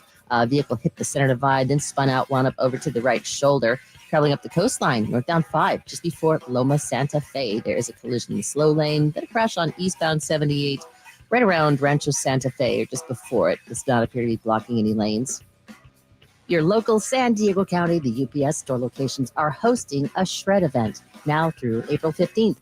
50% off shredding services. Visit theupsstore.com for the location nearest you. See store for details. I'm Kelly Danick with Gwynn and Chris, San Diego's #1 sports station, 97.3 The Fan. If you don't know your sports gossip, can you really call yourself a sports fan? It's time to bring together sports and celebrity gossip. We call it the 30-mile zone, mainly so we don't get sued by the real company. On 97.3 The Fan. All right, let's start with something that has nothing to do with 30 Mile Zone, but I found this and I want to say it. Chris said it to me in the break. Manny Machado is second in stolen bases in Major League Baseball this year, only behind O'Neal Cruz. That is wild to me. That is pretty crazy. I would not have expected that. If he, I would venture to guess if he goes on to win the stolen base crown, he'd probably be one of the oldest to do that. Manny winning the stolen base crown. Yeah, I don't think it's going to happen, but he's 6 for 6, and Fernando I think is right behind him, 5 for 5. Yeah, Padres have been uber successful stealing bases for sure. They really have, but that surprised me when I saw that. All right, do we want to start with Zach Hampel? Or do we want to start with Mr. Golfer who relieved himself in Well, race let's creek? finish that up. Okay. I think we started talking about that at the beginning. So All right. let's finish up with the guy who used Ray's Creek as a bathroom, as a restroom. Yeah. Yes. So the Masters is happening today, and Jose Ballester, that's what it is. He's an amateur, by the way. Yeah, he is. Yes, he plays for Arizona State. He's kind of made some news already because he's wearing a hat with upside down lettering, which I don't really care about. But he made news because of that. When you go to the Masters, you're expected to act a certain way. Okay, I'm sorry, wearing a hat because that's not acting a certain way. No, wearing a hat with upside down lettering could be seen as disrespectful to. I don't know. I'm not this person. But the Masters themselves, Listen, I'm all for tradition. I love tradition. All that. Me too. That's a little ridiculous. This is crazy. Let's be honest. If that is termed to be disrespectful, Then it's only the second most disrespectful thing he did today. That's true. Good point, Chris. The relieving himself is going to probably top the list. This guy actually won the U.S. Amateur last year, but he decided to go to the bathroom on the course, and here is what he said after the round. What happened there? Well, I completely forgot that we had those restrooms on the left of the tee box. Oh, okay. Okay. Yes, correct. And then I'm like, I really need to pee. Didn't really know where to go. And since JT had an issue around the green, I'm like, okay, I'm just going to sneak here in the river. Probably the people would not see me that much. And then they caught for me. Probably one of the clubs that I really got today, like real loud. So that was kind of funny. Are you concerned that there might be any blowback from that at all? Or, I mean, obviously they did see you, right? Yeah, they saw me. They saw me. I mean, it was not embarrassing at all for me. So if I had to do it again, I would do it again. Okay, I don't know that that's the right answer. Yeah, that's not at the Masters. Tony, I agree with you. I mean, I think I've always said that. I think the Masters is way too aloof for me. But hoity-toity. Yes, but the fact is they are aloof and hoity-toity, and they're not going to look fondly on this. I don't think at all. He might not get an invite back. Yeah, he's an amateur. He may never make it to the I didn't know pros. he was an amateur. Yeah. So, yeah, it's just. And his answer's not going to endear him to anybody. You could tell, listen to his answers, he's completely oblivious. He is. To what those reporters are trying to indicate to him. They were almost trying to give him a way out. Like, hey, you want to say something about this? Yeah. I don't really care. He was just like, I didn't well, know he the said he would bathroom do was it open. again. He said it. He said he loved the fact that he got the biggest applause of his day for going to the bathroom, which he's a character. He's a character right there. Yeah, but Clearly, I don't know that the Masters likes characters. Yeah, character's not required at Augusta National. Yeah, but this is a tournament that fired Gary McCord from being a commentator because he said the greens were as slick as bikini wax, and he never got to announce there again. No, wait, who? Gary McCord. He was a broadcaster. Yeah, he had a mustache. They never let him get in there again. Never let him broadcast there again because he said the greens are as slick as bikini wax, or like I know bikini wax was part of it. What was wrong with that? Sexualizing something to them. Oh, to the sexualizing the greens. Save that clip. No, like just bringing up something like that. I don't think any of us would fit at the Masters. Scraby would fake it. He would 1,000%. He would fake it, but you really shouldn't be there just so either. that he could be there. He would. I see people say such a stupid controversy. I don't think this is stupid. Listen, you probably I think you probably shouldn't pee in the in Ray's River. Ray's Creek. One of the most famous creeks in the world. Probably shouldn't do that. But if it was any other place, this would be a non-story. I would agree with that. And so I think that's what the folks on the chat are pointing out. My first thought was, do we have an issue with kickers going to the bathroom? Remember when what was it, Nick Novak went to the restroom on the sideline, and they had to put a towel around him so he could do that? I mean, I didn't find it offensive, but I thought it was like strange. It's definitely weird. He was kneeling down. I mean, sometimes you can't get to all the way to the back. Well, he said he just forgot that the restrooms were right I'm not talking about my man here. Yeah, I'm talking about Novak and his. Oh, wait a minute. He said I didn't quite hear. Yeah, that's what he said. He said, right there. He said I didn't realize the bathrooms were right there. Yes. Well, I completely forgot that we had those restrooms on the left. Okay. Yeah, he's never going to be a professional. I think he won the U.S. Amateur. He's pretty good. He won't be a professional, but he ain't gonna be invited there for a while. Yeah. Unless he wins this weekend, he's not coming back. Yeah, we can move on from that. I don't think they should disqualify him, which is what some fans are asking for, and those fans are stuffy. Like, stop it. You want him to really be disqualified. Like, how is that impacting you? It's not. Stop it. People. All right, let's go to another guy who fans love, Zach Hampel. Chris, do you know who Zach Hampel is? No, I don't think so.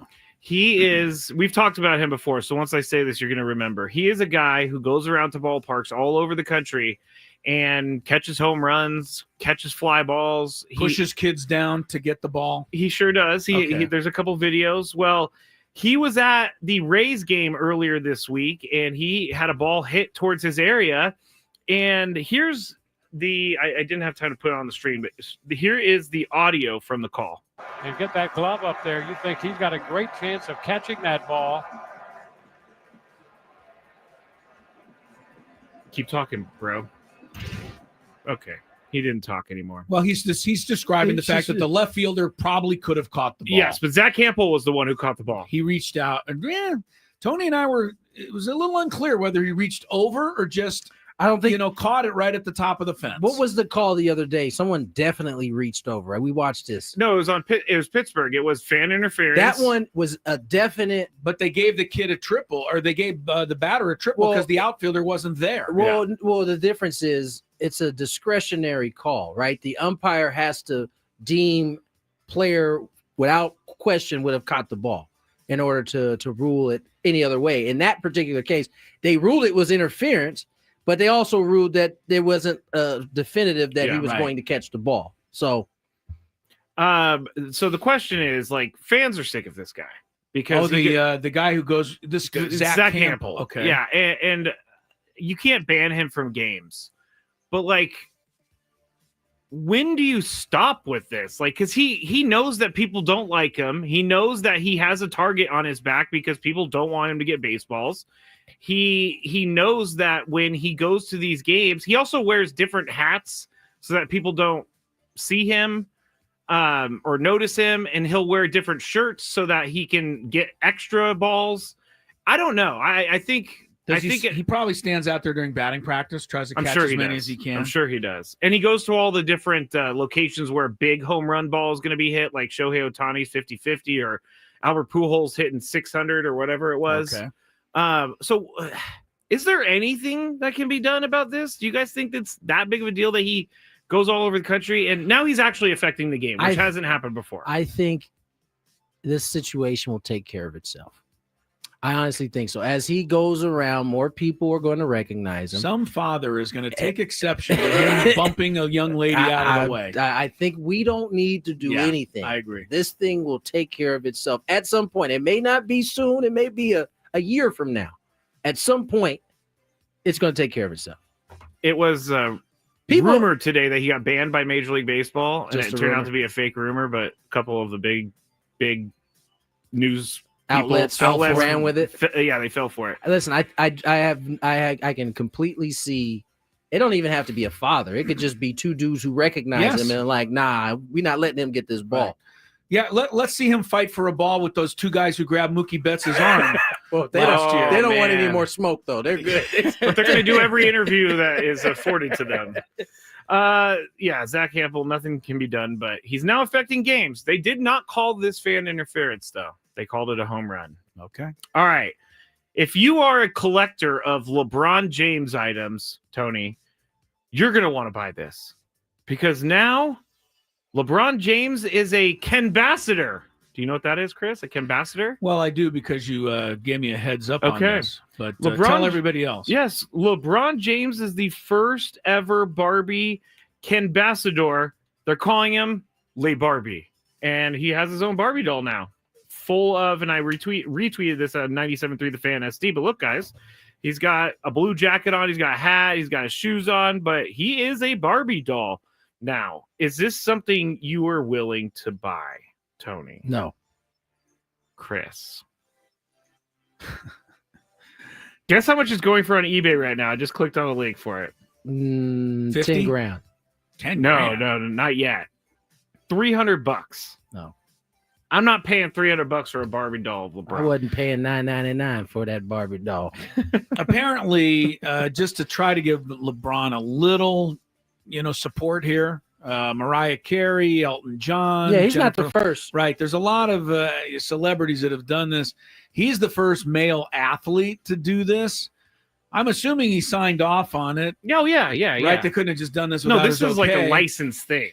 Well, so I guess he's trying to, don't young people, aren't they mostly enamored with Barbie dolls? I don't know too many people over the age of 8 that have Barbie dolls.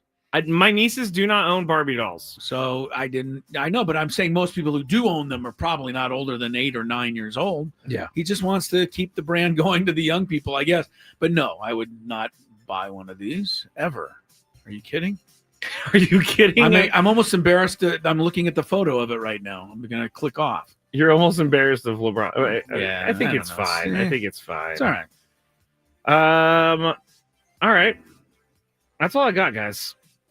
Oh, no, I'm sorry. Last one. Did you guys see the end of the Guardians and White Sox game last night? Oh, that was sad, man. Boy. Yeah. That was sad. Have Why, you guys ever... what was worse, that or the pop up in the Pirates game where the Cardinals guy got tagged out trying to score after two guys collided and fell to the ground? That one was very Pirates-esque right there. Who were they playing? Cardinals. And I hate to say this, but if you're that base runner that got tagged out, yeah, you're not going to live that down. The runner was at second base. The ball was popped up out in front of the plate, and what happened is the first baseman and the catcher both were going for it. Yeah. They collided. Neither of them caught it, and they smashed to the ground just as the Cardinal runner was approaching home plate. But he had to try to avoid where they were lying on the ground.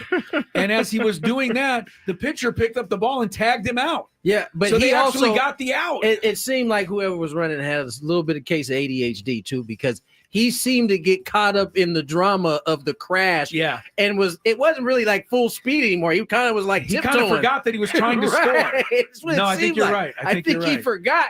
And then I think he picked up whoever, there was a pitcher who grabbed the ball, and then he tried to speed it up. It was too late at that point. Oh, that's a tough look right there. That is a tough look. The White Sox thing was just sad. Mike the guys, Tauchman, the guy's easily going to. He just came off the IL too from that hamstring injury. Yeah, right. So he was going to score the tying run on a base hit to left field. He pulled up and as he got halfway home, and let me tell all you, they could do was tag him out and end the game. That pull right there, he's probably going to be out a little bit because. Given that he just came off the IL and he fell to the ground, couldn't even walk, man. I've been there. That's a bad feeling right there. Yeah, but that is very White Sox to be able to have a run coming in to tie the game, and he can't make it home from third base. Almost, you remember Major League when he slides into second base and he's short? Yes, that's kind of how the catcher tagged him too. It was sorry, man, got to get you. Yeah, his only other choice was to drag him over home plate, which I don't think he was going to do. So, all right, that's it for. All right, good TMZ. Chris versus the fans pops in here next. Chance for you to win a trip to Las Vegas. Dial in, play a little trivia. 833-288-0973. It's next.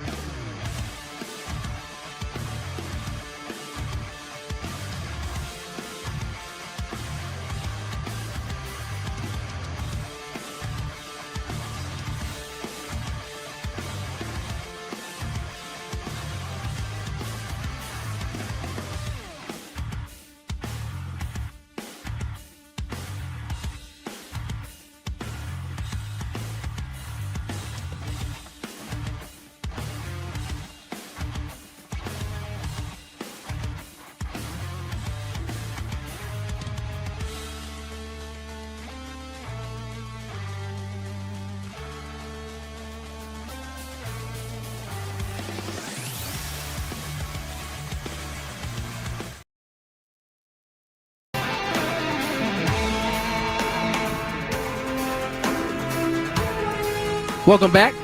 Tony Gwynn Jr., Chris Ello, Matt Scravy.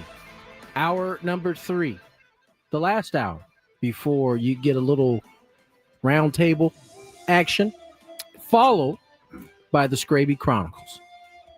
Full, packed, big evening ahead for evening you for listeners. you listeners out there. A little Chris versus the fans coming up your way. I haven't been around to hear out your questions. Any better luck this last week? Because I know the week before Chris was crushing your questions. No, it's still going on. He's on a heater right now. He's on a heater for sure. Yeah, we've had a lot of tiebreakers lately. Yeah, but maybe today someone will break through. Let's see. Has he updated? Little thin. We'll see. Oh no, this is a lot better than it was yesterday. A little thin. We'll find out though. We'll find out. Shall we get to the action? Let's do it. Let's do it. If you had one shot, one opportunity to take down the human almanac himself, howdy do. Now is your time. Listen to me, this guy is dangerous. Now is your opportunity to win a prize. Well, I hope you know what you're in for. Chris versus the fans starts now on 97.3 The Fan. All right, the rules. You have to make it through 3 questions. Each question is going to get more difficult as you go along. If you get the question right, you move on. If you get it wrong and Chris gets it right, you're eliminated. But if Chris gets it wrong, then you move on to the next question, or you win if you're a first-time player. Let us know before you get into it. You'll get that question for free. And we are playing today for a nice prize. Qualification for a grand prize, 2 tickets to either Disturbed, Ghost, or Pantera in Las Vegas, plus a 2-night stay at the MGM Grand in Las Vegas and a $150 gift card. Get tickets for all 3 shows now at Ticketmaster.com. Now, it looks like first-time player is actually our first contestant. Is that accurate? How do you know that? That's what it says on my thing, first-time player. Oh, no, that's just for me to remember to say it. Tony thought that was a play. I'm just saying, this isn't a spot where you usually put the player. I added that recently because I forgot it a few times, so I just put first-time player to remind me. I was about to say, that's a cold name. He's calling himself first-time player, huh? That is a cool, I mean, you better win if you're calling like that. Yeah, no. All right, let's go to Brian. Hello, Brian. Happy Thursday. Hello. Hey, Brian. Hello. How are you doing, Brian? I'm doing awesome. Is your name Brian? Yeah, and I am a first-time player. First-time player! Let's get to question number 2 then. Yes, and I need to do something real quick. Okay. The questions got even thinner. All right. What team won the College World Series, talking baseball, last year? Not easy. Was it LSU? LSU. The Tigers. Stay there. Well, this is bad luck for Brian. I'm on a roll. Number 1. Number 2, Braden Sopranen's brother went here, and he never stops talking about the fact that Tennessee won the World Series last year, I believe. Yeah. Forgot about that connection right there. Sorry, that's Brian. a fake connection. It is a fake connection. It's not a real connection. No, it's not. It's just it's the reason I know the answer, though. So, all right, new contestant. Yes, let's go. 2. Dun dun dun. What does this say? Oh man, struggle. Christy? I don't know. Christy, are you there? Hello. Not Christy. Not Christy. Put you on hold. You called her the wrong name, and yeah, you're gonna put them on hold. It says Christy, and I should have known. Let's go to Sounds Eric. like we have a bit of a hiccup. No, we're going here. to Eric. Oh, okay. Eric, you there? What's up? What's up? You ready to play, Eric? Yeah, I'm good. All right, here we go. What is the name of the place? How about this? What is the name of the stadium that the Pirates play in? The Buccos. It's PNC Park, right? Hey, very Nice. good. Way to go. Nice Came up with work. that nicely, Eric. Question. That's. Oh wait. I'm about to say you want to shake. Question number 2. There are 2 main sandwiches the the master sells. Oh, no. Name one of the two types of sandwiches. Just one. I felt like both. Just one. I felt like both was too hard. Oh, you got the pimento cheese. It's all over it. I think you got both of them. He was disappointed that you only required I one know. Did he get the other one? Egg salad? I think he did get egg salad. Very good, yeah. I really want to try that pimento. I do too. And it's only like 90 cents. They had it on. That's They the had thing like a whole tray of it on ESPN this morning. Yeah, as they were previewing Yeah. some. The pimento cheese might taste like something. Yeah, it looks really good. It does look kind of good. And the egg salad looks good. They had Sam Darnold on earlier. I don't know if they would He's an let. egg I don't know salad if they guy. let Chris and I go though. To the Masters. There's a lot of rules going there that. Well, first off, you're patrons, by the way, which is another thing that another point someone made. People who watch the Masters and go to the Masters aren't allowed to run on the grounds, but a player is allowed to urinate in front of the entire crowd on the grounds.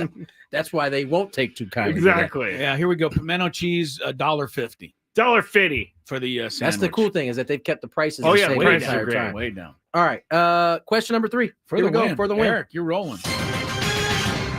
Of course, Eric, I got to give you a tough one here.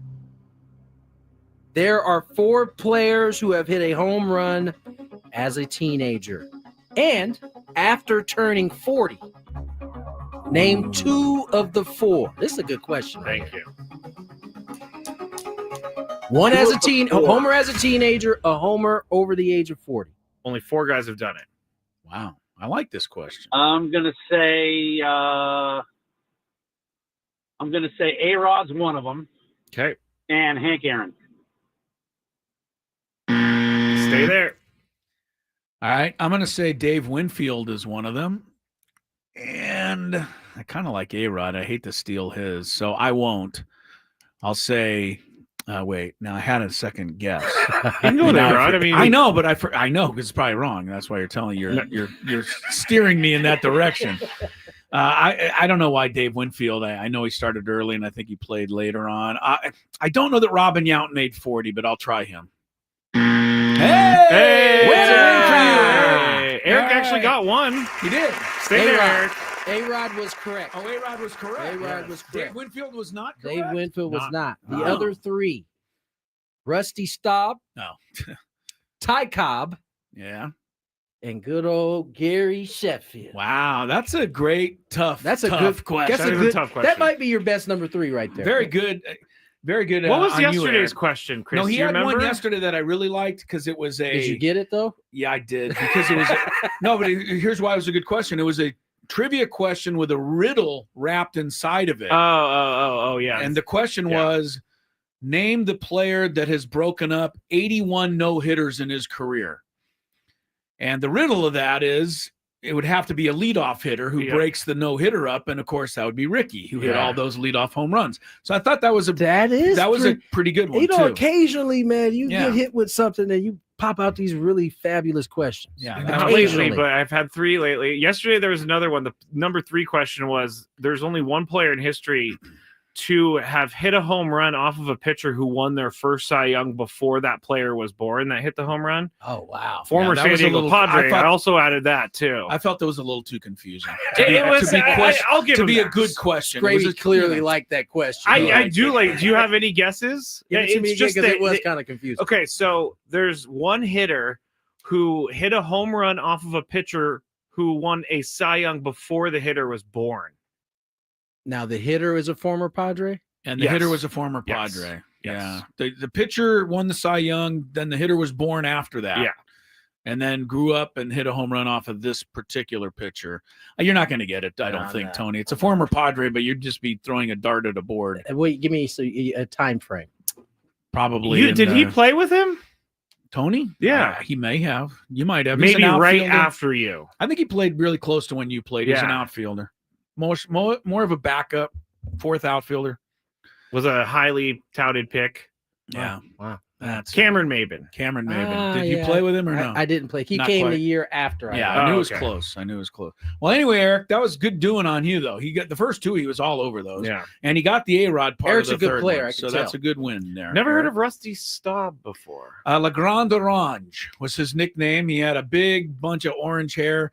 and he led the 73 Mets to the World Series where they almost upset the Athletics.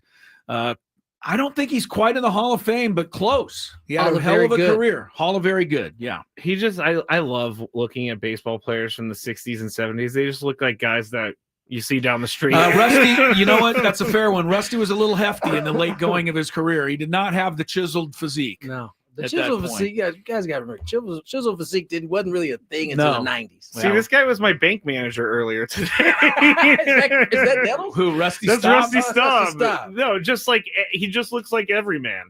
Yeah. Anyway. Good ball player back in the day. All right, let's get to break. Are we now going to do our daily gambit picks? We are going to do them at 4:20, correct? There it is. More Gwynn and Chris on the other side. Here's some traffic. From the 8-5.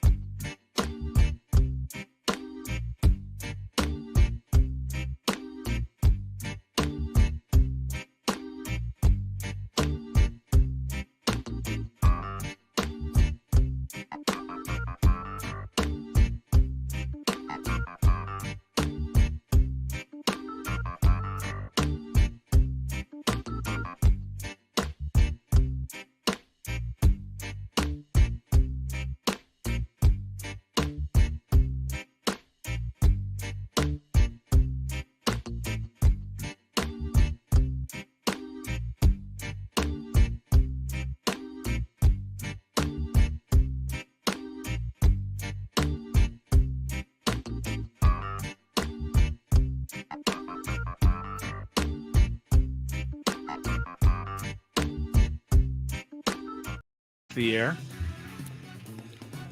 There's one part that will never happen, though. You're never going to be bald? You don't think you'll ever get a bald spot? Well, I'm going to definitely knock on wood because I top? do not want to tempt the hair gods out there. But my family's pretty good with the hair. Pretty good with the hair. Yeah. Not many people have lost hair in my family. I can't even really think of, I can only think of one person. All right. Yeah, you got a strong hairline too. Yeah, it's pretty. What comes down your forehead. Sam comes in here the other day. He just goes, sometimes I wish I had your hair. Sammy can come up with them every now and again. Sammy has. I saw him disheveled in spring training one of the days, and his I've hair. never seen him disheveled. Except unless he's running with his equipment across the field at the end of the game. He was fried. It was like at that midpoint of spring training, and he's running around.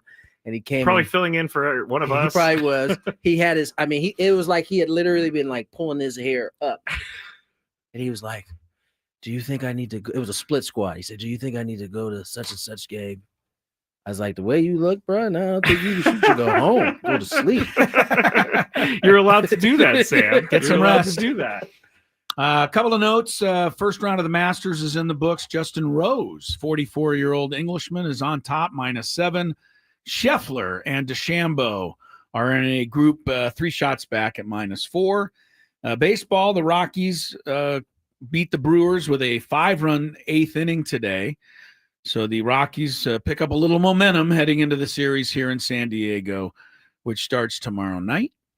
And the Angels won today.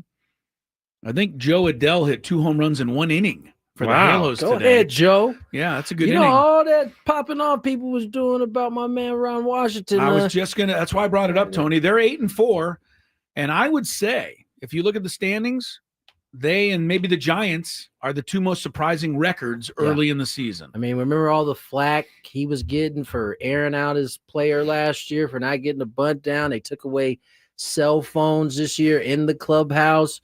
There was some conversation about that. It's the best start they've been off to in quite some time. Took away cell phones in the clubhouse, so it didn't so take you it have away. to go out to the dugout. You just got to go out to the hall, just not in the regular room. Yeah, and this was Sure that did not go over well. Well, that's the thing is, I think it's O'Hoppe, the catcher. He was saying how although Ron was the one who delivered the message, it was kind of accepted. And once Mike Trout was all in on it, everybody else kind of got on board. And they say they've enjoyed it. So it's allowed them to get closer as a unit. I can see that for sure. Yeah. Mike Trout had 2 home runs today, too. Good for 3 Mike. steaks. Yeah, don't listen. I know my man's been hurt last couple of years, but he's still one of the most talented people in baseball. He has been forever, for sure. All right, we're going to get back to our daily gambit. We got some games to take a look at coming up this evening. And let's go. Do you like money? I think about money a lot. Do you like money without doing anything? Winning. Do you want to make money while watching sports? I think Washington is immortal luck. Washington! Woohoo! If you answered yes, this is your segment. Just don't blame us when you lose. Nothing is ever your fault. It's your game. Take it. Gwynn and Chris go through the top bets of the day in The Daily Gambit on 97.3 The Fan. Daily Gambit is our daily sports betting segment here on Gwynn and Chris. Please, everybody, gamble responsibly. This hour on 97.3 The Fan is brought to you by Robert Half. At Robert Half, we found that 67% of companies want to increase contract talent. That's why our recruiters' expertise in award-winning AI work quickly to find the skilled candidates that you want. At Robert Half, we know talent. Visit roberthalf.com/talent today. So these are actually bets that were made 2 days ago. We did not do them yesterday, so we're reviewing these. And the first bet we're going to review is between the Oklahoma City Thunder and the Lakers from Tuesday night. I'm pretty sure you did review these earlier. Yep. I'm almost sure you did. You did. And then we stopped the gambit because we didn't get to our picks yet. You did. So you want to do them again? We can do them again. I'm just hitting my head into the microphone. No, we know what you you're got doing. another idiotic mistake that I've made this week. I don't know. I think you have good reason. We don't need to. Let's not beat yourself up, buddy. Chris, let's just make the bets. No one. You're okay, Scrape. It's all good, brother. It's all good. I felt like I was doing the show twice too. you were about to. You really were about Braves and Phillies tonight. They're actually just getting underway, but it's early enough. We can still pick a winner here. Phillies are 8-3. Braves are 2-9, but the Braves are favored by 1.5. That is because Schwellenbach is starting. Schwellenbach. Everybody loves this guy so far. Luzardo, though, pitching for Philadelphia, has been pretty good. I'll go first. I don't usually go first. The Braves just can't. I'm not going to take the Phillies. Are you kidding me? The Braves are getting 1.5. Tony? That was kind of a gut punch last night, that 2-run shot that Bryce ended up putting them up in the 7th. And then Trey won it in the 9th for the Phillies with a home run. Braves 2-9. My goodness. Padres got them started on the if the disaster. Phillies win, will it be a sweep? Or did the Braves win first game? No, they split so far. Okay, I'll go Phillies then. Philly. Scraby? I'll go Phillies too. Philly. Who gets more strikeouts, Luzardo or the aforementioned Schwellenbach? Tony, you want to go Schwell? Yeah, give me Schwellenbach. You're going with Schwell? I do love that name. Schwellenbach. Scraby, you want to go with him? I'm going to go with Luzardo. Oh, you wanted to say that name instead. Yes.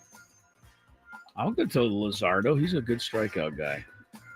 All right. Sticking with Atlanta, the Hawks are 13.5 favorites at Brooklyn tonight.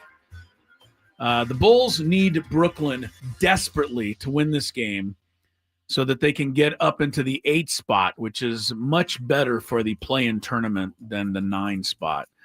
I'm not first, but I'll be rooting hard for Brooklyn this game. Scraby? 13.5 points. Hawks favored on the road. 13.5. I'm going to go Nets. I'm putting Brooklyn down for me ahead of time. Tony, you're left. Nets. All Nets. Okay. Who scores more points tonight? Jalen Brunson, +1. He gets a +1. Brunson or Cade Cunningham. And the Knicks are playing Detroit. Every time I bet Cunningham, he wins, so I'll stick with him. Tony? I like Cunningham a lot. So he's been good. He was the number 1 overall pick, and he's starting to look like it for sure. Scrape?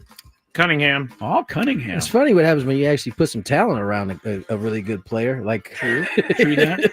You know what I saw also today? ESPN listed the top rookies this year in the NBA.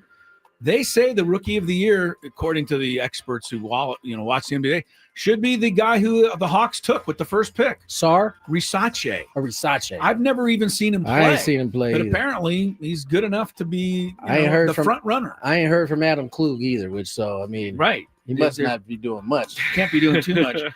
John Morant tonight, 25.5 points, over-under versus Minnesota. Gives me a chance to ask you, Tony, about John Morant's antics and whether you're as tired of them as Scraby and I seem to be. I'm not gonna lie. I thought the grenade thing was funny. You liked it. I didn't like it, but okay, you got. I thought it was funny. I'm with Tony. Listen, I don't like it. I don't like his antics. But if you're gonna embrace being the villain, go all in. He's gone. All in. I just don't want him to, come back and say, well, nobody likes me, this, that, and the other. Well, you can't say that. No, right. you can't. I don't think he'll say that. But if he does say that, I'll feel the same way. All right. Still, and they haven't fined him yet, so clearly he did not break the rules that they set. He didn't do finger guns, he did grenade. Which is very creative. How about getting this back? This dude plays Fortnite a lot. I can tell. Well, I'm going to just say this. How about getting back on defense? Come on. All right, that's old school talking there. Yeah, getting lawn. That's a front lawn comment. Tony, you're first. Is he going over under 25.5 tonight against the T-Wolves? Ooh, he's going over. Over John Morant. Scrape? Under. I'll go under because I don't really root for John Morant. Who scores more goals tonight? The Washington Caps, who are playing Carolina, or the Winnipeg Jets, who are playing at Dallas? I bring those two teams up because they continue to have the runaway best records in the National Hockey League. We are getting close to playoff time, finally. Winnipeg has 110 points, best in the league. Washington, best in the East, 107. But who scores more goals tonight? Scraby. Jets. Jets. I'll take Washington. They're playing a better Winnipeg's playing a better opponent, I think, in Dallas. Although both are playing good opponents. 2 good games. If Give you're me a hockey Winnie. fan. Winnie. Winnie. Winnie. I've always felt I don't know, for some reason, just the name Manitoba has always kind of been funny to me. Manitoba, the province where Winnipeg is. Yeah. I just always kind of like that name. Don't know why. funny names. Manitoba, Kind of a funny name. Winnipeg. Both of them. Calgary. And once again, you fall completely flat. Is Winnipeg on the east side or the west side of Manitoba of Canada? Like, is it's it right in the middle. In the middle, right dead in the middle. As a matter of fact, so it's like the Minnesota. It's just north of Minnesota. Okay, all right. And I remember an old famous line from Get Smart. Does anybody remember this comedy from the '60s? Don Adams. It was really hilarious. Mel Brooks kind of wrote it. I'm not going to give you the line then, because I don't think it'll land good. Thank you. See, I'm smart enough to talk myself out of it. I was about to say, you should take some advice from Smart him enough right to talk myself out of it, because you just go with it regardless. Yeah, Get it's Smart funny. Get Smart is a classic. Scraby's a classic. He's got the Big Five coming up next. Ben and Woods.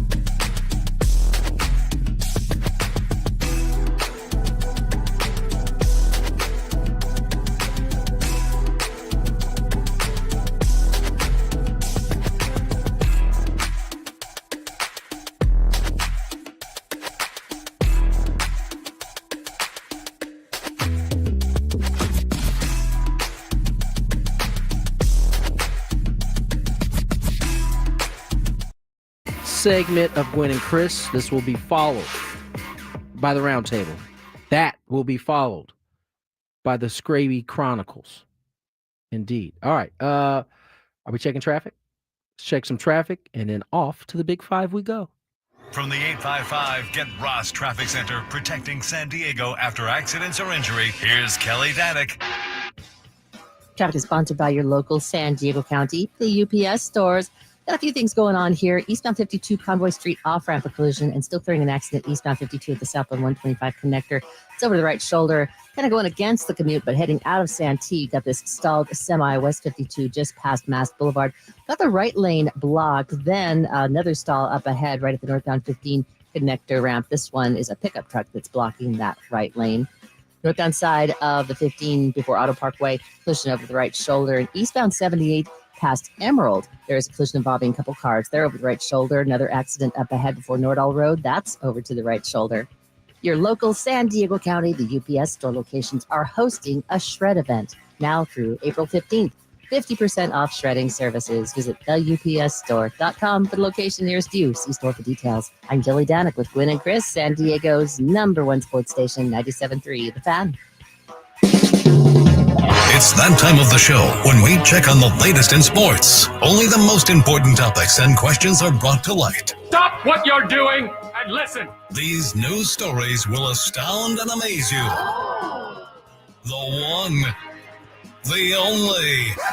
Oh my God, who the hell cares? The Big Five starts now on 97.3 The Fan. All right, quick Padres transaction note. The Padres have traded Tom Cosgrove to the Chicago Cubs for cash considerations. They DFA'd him the other day, and they have 7 days to trade him, and apparently they found the Cubs to trade with. All right. He's got, I think, the widest sweeping sweeper in baseball. Does anyone have a bigger sweeper? Tony, have you seen? I mean, we can pull this up. Yeah, it is a StatCast thing. Oh, they you can have see the amount like, of break. Okay. He seems like he's got a lot of it. The rise and fall of Tom Cosgrove right, was quick. He was a big deal for a while. It's kind of the life of a reliever. Yeah. I mean, it is as volatile of a position as you have in baseball. And he from year to year. He could also be a Cub and start finding it again and be right in there. 100%. What are we looking for? Break? His sweeper break or curve, whatever. It seems like it's really a lot. Did he play a game this year, regular season game this year? No. Okay. Well, anyway, that was the news from the Padres transaction, and we can get you that sweeper stuff later. Oh, here we go. Horizontal break in the league. So that's this way. Right. Yes. For those looking goes at from the left horizontal, to yes. Yeah. Or right to left, depending. Yeah. Horizontal break looks like, I don't know how to read this. Gravity 4.0. Oh, goodness. Okay. Brett Suter is the guy. Suter, the lefty reliever. Yes. I think he's with the Reds or Brewers now. I can't remember which. Okay. Maybe Tom Cosgrove will reclaim the prize. That's when he gets total to the Cubs. movement. All right. I think Chris would have a field day in Baseball Savant. I wouldn't. That's too much for me. Seriously. Tony, when you have you got vertical drop. Tim Hill leads the league in vertical drop, 13.8. Interesting. Interesting, he says. Guess, yeah. All right, let's get into Number 5. the first topic. Saris of The Athletic was on with Ben and Woods this morning, and they asked him about concerns for Dylan Cease. If he has any, what does he think about his pitches? Here is what Saris said to the guys this morning. He does have a 115 stuff plus. The slider and the fastball, as always, are elite pitches. The weirdest thing for me is that Stuff Plus really likes his 77-mile-an-hour changeup, which I don't. I think that he can't command that pitch that well, and I'm not sure that's the way out. If I was him, I would be trying to develop a cutter because I think he just needs something that he can throw for strikes when he can't throw his fastball for strikes. If you want to hear the full interview, go to 973thefantasy.com or the Benny Woods YouTube page because he has a lot more to say about the changeup and everything like that. But Tony, what does Dylan Cease need to be better at? And you can't say throw strikes. Then I won't say anything then. Because that's it. Yeah, I disagree with Eno, first of all, because his slider already works kind of like a cutter at times. He doesn't need another pitch that's moving in on lefties. He needed something that was a change in direction and speed. That's the other thing. The cutter is just another hard pitch. He's not going to be able to take another off of that, take miles per hour off of that. It's going to be in the 86 to 91 mile per hour range for him, maybe even harder with as hard as Dylan throws. So, and I think personally, if you've watched his starts, to changeup is not the problem at all. He's thrown that really well at times. But yeah, I think for him, it's about command. I mean, I think anybody that looks at Dylan Cease's stuff, everybody would want his stuff. His stuff was landing right in the middle of the plate the other night. It's command. Yeah. It's ultimately, when he's commanding it, he's tough. Chris, what does Dylan need to be better at? Well, he needs to be better at shaving. We've talked about this already. We'll talk about it more on the roundtable, but I don't think the beard's working for Dylan. Other than that, I'm not concerned at all. You're right, Tony. I think the change has given him something more. Maybe his other pitches haven't been as sharp while he's trying to develop this change. But I think ultimately, what I say yesterday, 24 of his 35 starts, he's allowed 5 or fewer hits. Yes. And then somehow he allowed 5 hits in a row, the other night. I think that was a one-off. For just kind of going off of the Savant, because I know people like to post these numbers all the time, with the bar with the red and the blue. Yes. For those folks out there, his fastball run value is 2. That's poor. That's really, he's and second percentile. Right. His breaking ball run value is 96 percentile. Now the off speed is all of the pitches not fastball. So for him, that's really slider and changeup. It's at a 75% percentile. So it's his fastball command that's got him in trouble here early. All right. Well, he could throw a no-hitter at any second, so it could that all turn part around. too. Yeah, when he shaves, he can do it. Okay. Number 4. When he shaves. I did ask for him so we could ask him that question on Friday, but we are going to be talking to Alec Jacob tomorrow. Real quick, another one. Yeah. This is another point. It's about his changeup. 167 is the average on that changeup. It's pretty good this year. He just, mind you, average. That's what the Batting hitters are average. hitting off of. Off the changeup. It's pretty good. It's working. Pretty good. Yeah. Just all right. hit the corners. 471 on the 4-seamer. The thing is you get reminded how good these big league hitters are when you leave balls over the plate. 100%. They're just that good. And it doesn't even care. It doesn't matter what the velocity is either. No. All right. Number 4. A week after Browns owner Jimmy Haslam declared that Deshaun Watson, his acquisition of Deshaun Watson was a quote-unquote big swing and miss. Well, Deshaun Watson heard it and said everyone is doubting him and that he is going to be way better than ever before. He also said he's more prepared to handle criticism than ever before. So, Chris, you're up first. Have we seen the best of Deshaun Watson as an NFL quarterback? In a word, yes. In a word, yes. I don't believe it. I don't think he's got anything left. And he may be highly motivated, but I would be highly motivated to make it as an NFL quarterback as well. And I don't have the ability. I think it's lost for Deshaun Watson. I'd be shocked if he finds it again. Tony, have we seen the best of Deshaun Watson as an NFL quarterback? I think so, but I wouldn't be shocked if he put up a good year. I mean, maybe it took the owner who signed you to that ridiculous deal to be like, it was a bust. Yeah. For you to turn it on to all of a sudden figure it out. I don't know. I wouldn't be surprised, but I do think we've seen his best football.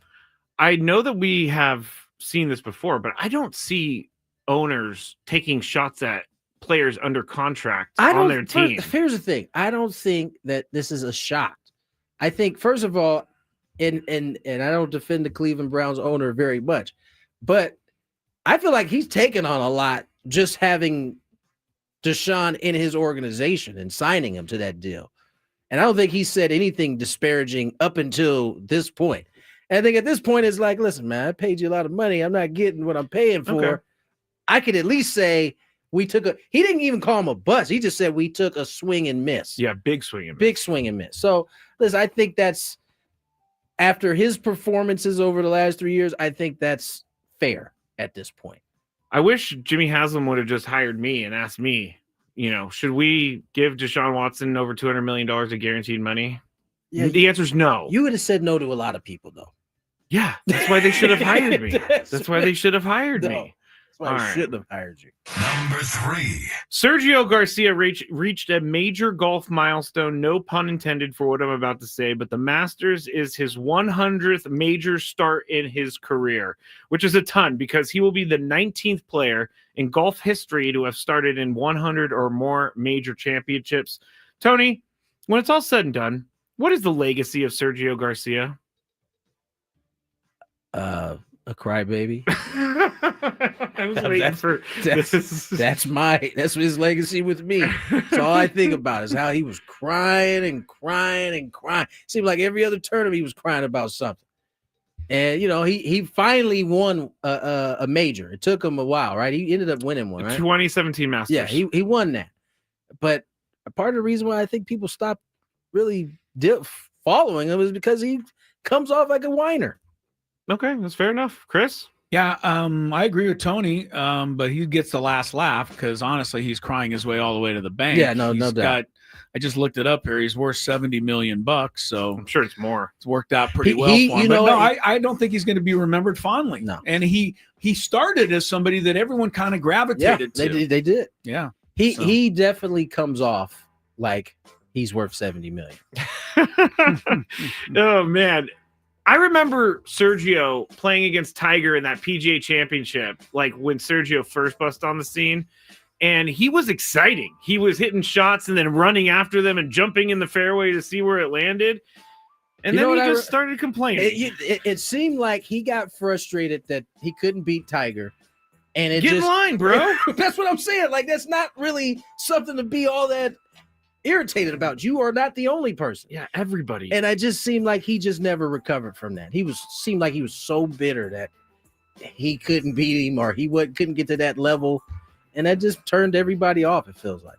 Yeah, but I am happy he at least won one. I am too, because it would have been a rough go of it if he never won one. Yeah, and especially the Masters. Number 2. It's been cold in some parts of the country to start the season, and yesterday a Pirates fan posted a picture of Tommy Pham all bundled up, and they even noticed he had double batting gloves, not just the one in his glove, but also the one that he throws with. And so I'm going to put this up on the stream, this picture of Tommy Pham. Please. Here it is. It's there it is. He looks frozen. It's snowing. Okay. I don't really have a great question for this. But Chris, you're up first. Why is it that baseball players look colder than the average human being? Because they always look like they're an ice cube. Present company not included. Yes. Because I think of the 4 sports, baseball players are the wimpiest. Present company not included. I don't know. I looked at Tony. They sit out with a hangnail, for heaven's sakes, these guys. That's a pitcher. You're a pitcher. Yeah. Well, the thing that I didn't like about this is that talking about the non-athletes.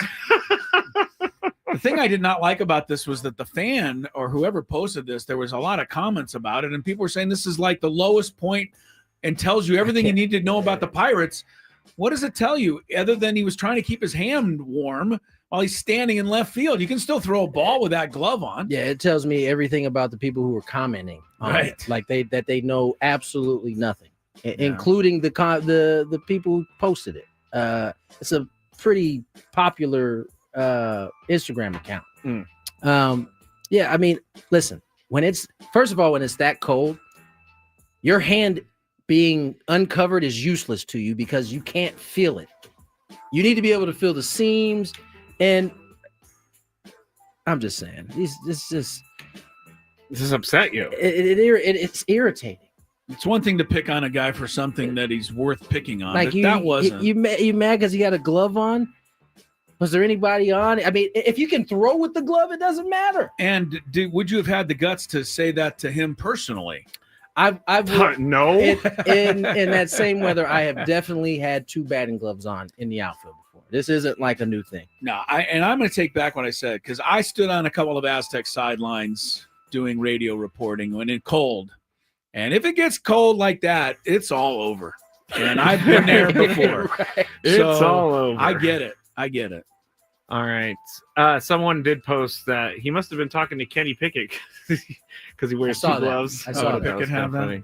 Yes. I mean, he did. Quarterbacks certainly throw footballs with a glove. I saw Roethlisberger do it quite well. You can't do it with a baseball. baseball. But I was actually thinking that a baseball would be harder to throw because it's smaller than the football, and you could get caught throwing it. I don't know. Do they have just gloves that don't have like tack on them? Baseball gloves don't have tack on them. Really? No. Guess I'm not like like football gloves where it's like, it actually has tack and stick, right? Baseball gloves aren't made like that. All right.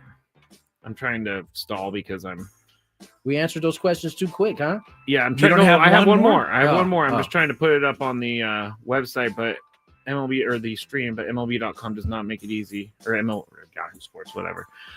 Schwarber just took Schwellenbach deep. Schwarber in a battle of Schwars. Schwarber beat Schwellenbach. Zach Veen. We're going to see him this weekend with the Colorado Rockies. He was called up and ended up making his debut 2 nights ago. He went 1 for 4. He did notch his first major league hit in the form of a bunt. So we are going to watch the video of this. I kind of think that it is, gosh, now I have the wrong thing. I kind of think that it's an error too. So here's the video, and I got to get, this is too many steps on the YouTube stream. I'm sorry to the actual radio listeners out there, but it's not even showing the right page. So this is just brutal right now. This is just absolutely brutal. Well, I'm not commenting unless I see it. Okay, there we go. Nope. What the heck is going on? Okay, I'm just going to keep it here. Here's the play after all of that. I'm just going to pull it up on my own iPad. Bean reaches forward to third, we'll have to stop there. And that's one of the elements this kid brings. And that's a team. So he bunts right there because of the deficit. I just throw think it's wide. important, even though it's Do 2 you outs, guys it's think, traditionally not trying to number run one, with the 2 question outs. isn't this, but do you guys think that was an error? No. Why He not? because the ball and the player arrived at the same time. Okay. The actual question is, when someone asks you, what was your first major league hit? Are you going to say a bunt? Of course. Well, he's going to have to say it because that was There's- his first there's- there's major league hit. I don't want to make video. fun. I don't want to make fun of him because it seems like a bunt would be a weird way to get your first major league hit. That's because you don't have a major league hit. Of course. That's what I'm saying. But he's going to have many major league hits, I would You think. think he's going to have a problem being like, yeah, my first was a bunt single? Like, that's a part of his game. I think you also got to listen to Drew Goodman there. They were down 3 runs, and that bunt put the tying run to the plate. I did hear that. So it was a smart play in the sense he was trying to help his team win the game. Would he rather be Kevin Kuzminoff, who hit a grand slam in his first at bat? Everybody would. Yes, but I think he'll get over it. And today he had his first RBI double off So, the fence. Scraby, So if- he's moved past the bunt now. If you and Veen were buddies, Yeah. and he said, hey, Scrape, you won't believe it, man. I got my first knock today. And you'd go, that was only a nice bunt." little bunt single down the third base line. What would your response be? They're like, bunts aren't hits. Oh, goodness. You can't claim that. Can't claim that. No, of course. Of course, if I was his friend, I'd be like, that's awesome, dude. And just hang up the phone and be like, it's just a bunt. What a bad friend you are. I am kind of a bad friend. I am. That's why I don't have any friends that are currently playing in the major leagues, but you got one that's no longer playing in the major leagues. That's true. I do. All right. Hold on 1 second. What we got? Because we are about to go to the happy hour. We won't be here for the happy hour, but the roundtable will be there for the happy hour. And as you know, happy hour is brought to you by GL Pools, the swimming pool experts trusted by thousands of San Diegans since 2006. Baseball is back, and so is swim season. Call now, mention radio for a free month of pool service. Thank you, GL Pools. Well done, Scrape. Well done, Mr. Tony. We'll see you out at the ballpark this weekend. Yes, sir. See many of you out there tomorrow, and we'll be on at 2:00 before the Padres play those darn Rockies. And stay tuned. A lot of Padre talk is ahead. Commercial-free hour of Padre talk next on 97.3 The Fan.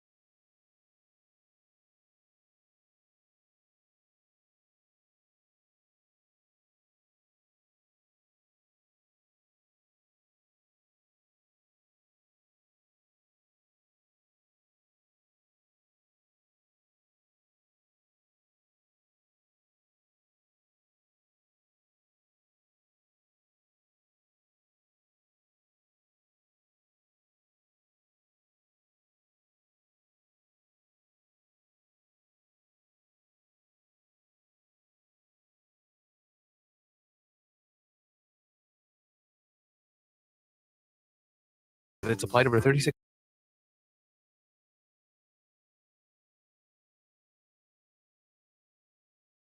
months with a new line on unlimited welcome. In times of congestion, unlimited 5G and 4G LTE may be temporarily slower than others.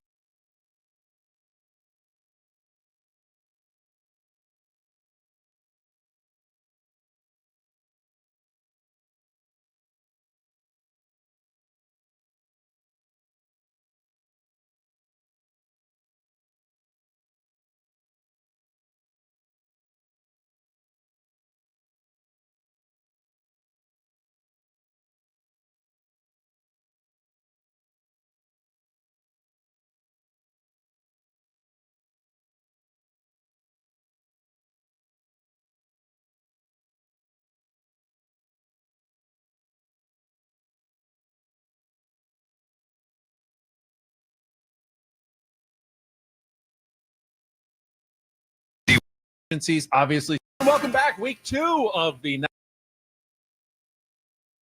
Faithful 97.3 The Fans Padres. 1 San Diego. Hey, it's Chris Ello. We talk Padres, but I like to steer the discussion in the direction of the Aztecs as well. Listen for yourself. Gwynn and Chris, 2 to 6 p.m. weekdays on 97.3 The Fan. An Odyssey Sports Station.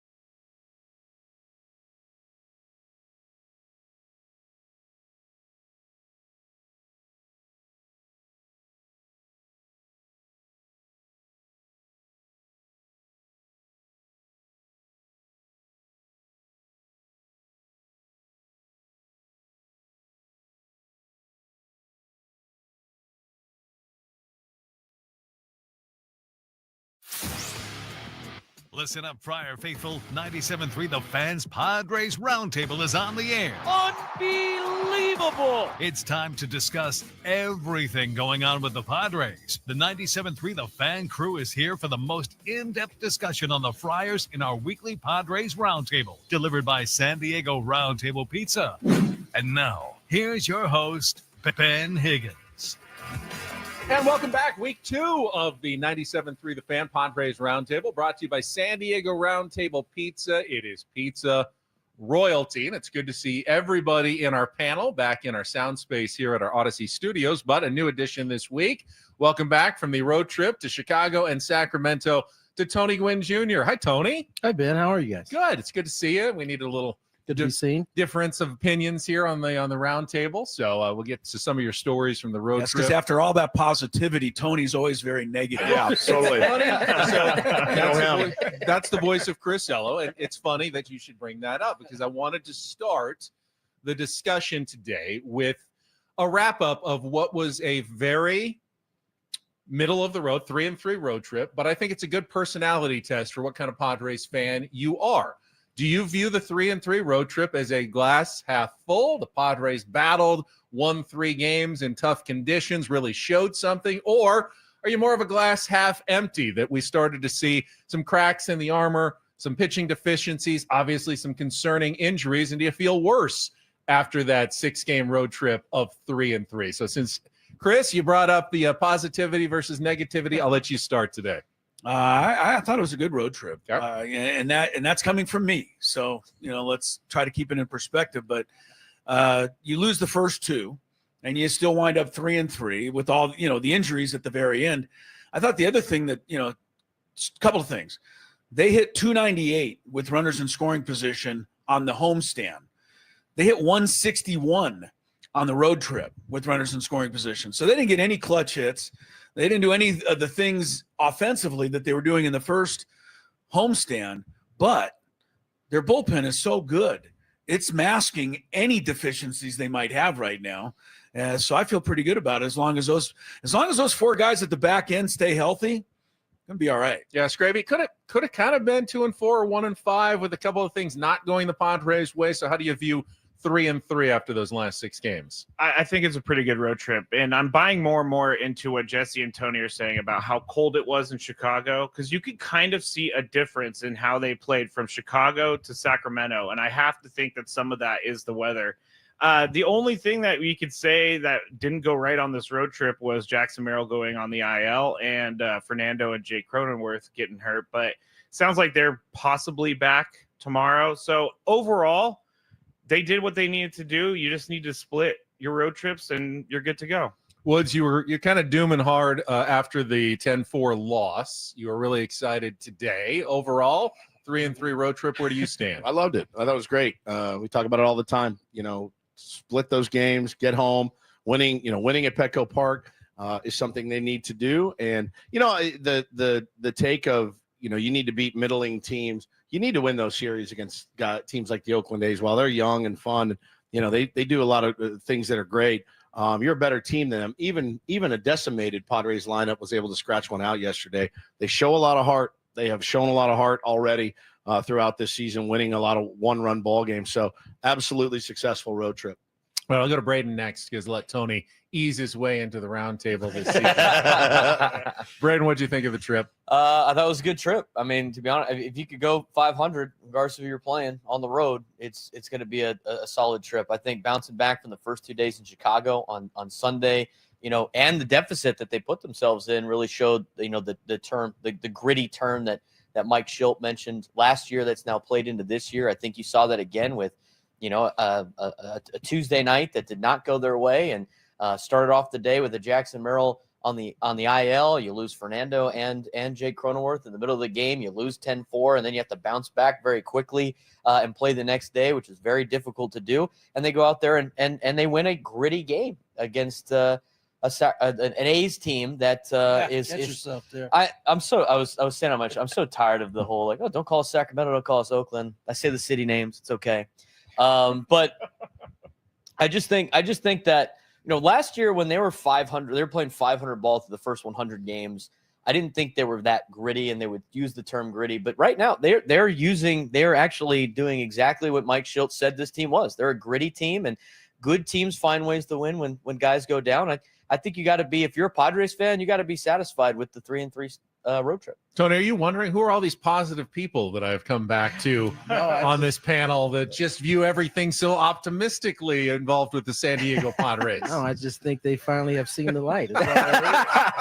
I think they had a good road trip. I think, quite frankly, they could have took 2 or 3 if that ball gets by the center fielder on that crazy dive attempt, or the third baseman doesn't pick up that in-between hop. I mean, a bunch of things could have gone their way that didn't go their way in that Chicago series. And then you saw, as Braden alluded to, their character. I mean, that's kind of been a developing thing from the beginning of last year till now, that kind of grit. There's just a mindset that they have that they're going to find a way to get it done. And yesterday was a good example of that. They had a boatload of hits. They couldn't get anybody in, but bullpen did their job, and they're off to a good start. It's been fun to watch. Off to the best start, the 10-3 best record in baseball. Now they're 5-0 in one-run games. There will be some one-run losses at some point this season, so maybe that pace is not sustainable. But remember, that pace is over 120 wins and an all-time baseball record. No one saw that from this team. They're just getting a little head start here with a good opening to the season. Now, Matt, you did mention Jackson Merrill's injury. That's a real concern, at least for a week or two. And hopefully Fernando Tatis Jr. and Jake Cronenworth do return.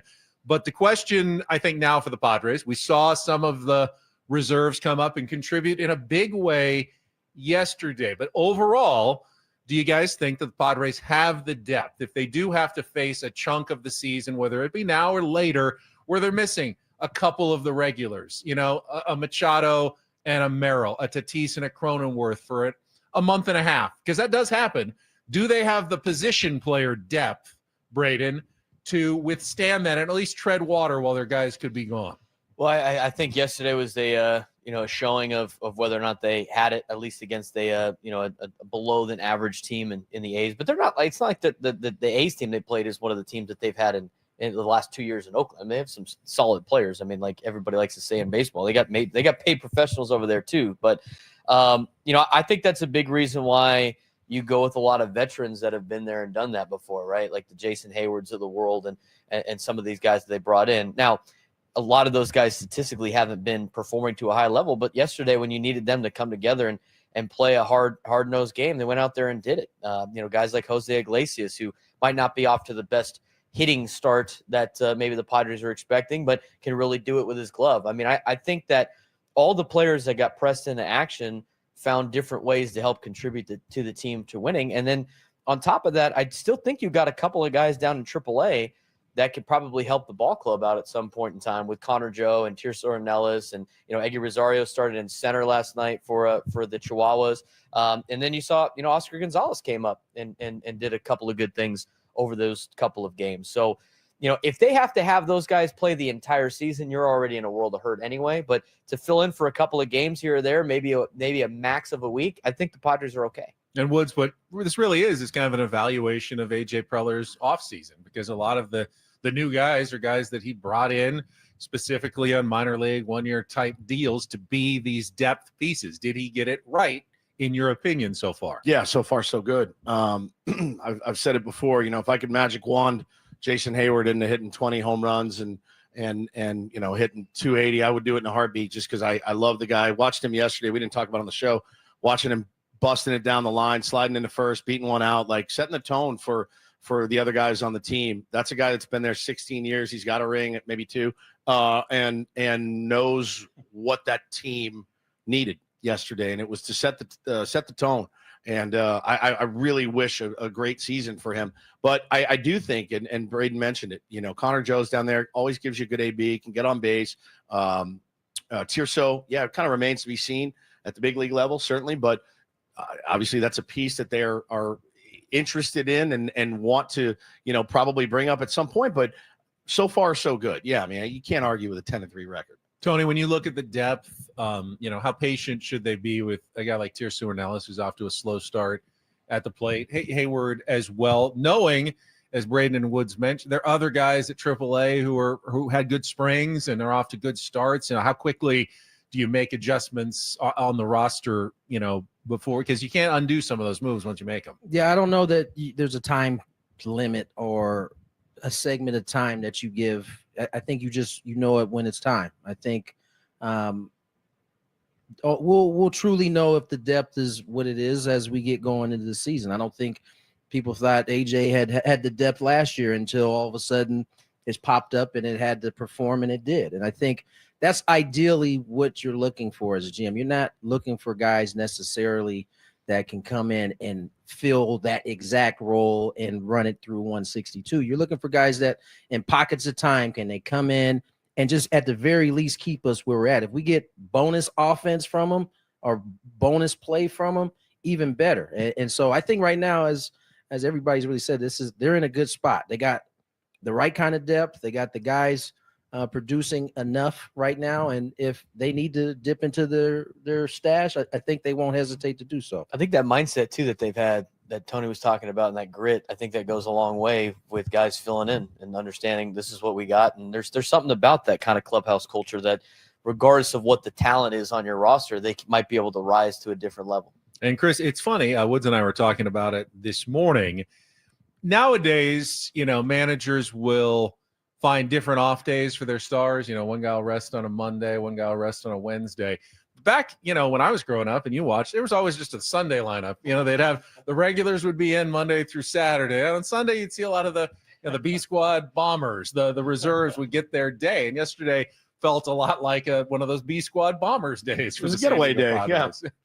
Yeah. Okay. Enough about all positivity. Okay. Let's at least open it up here just a little bit.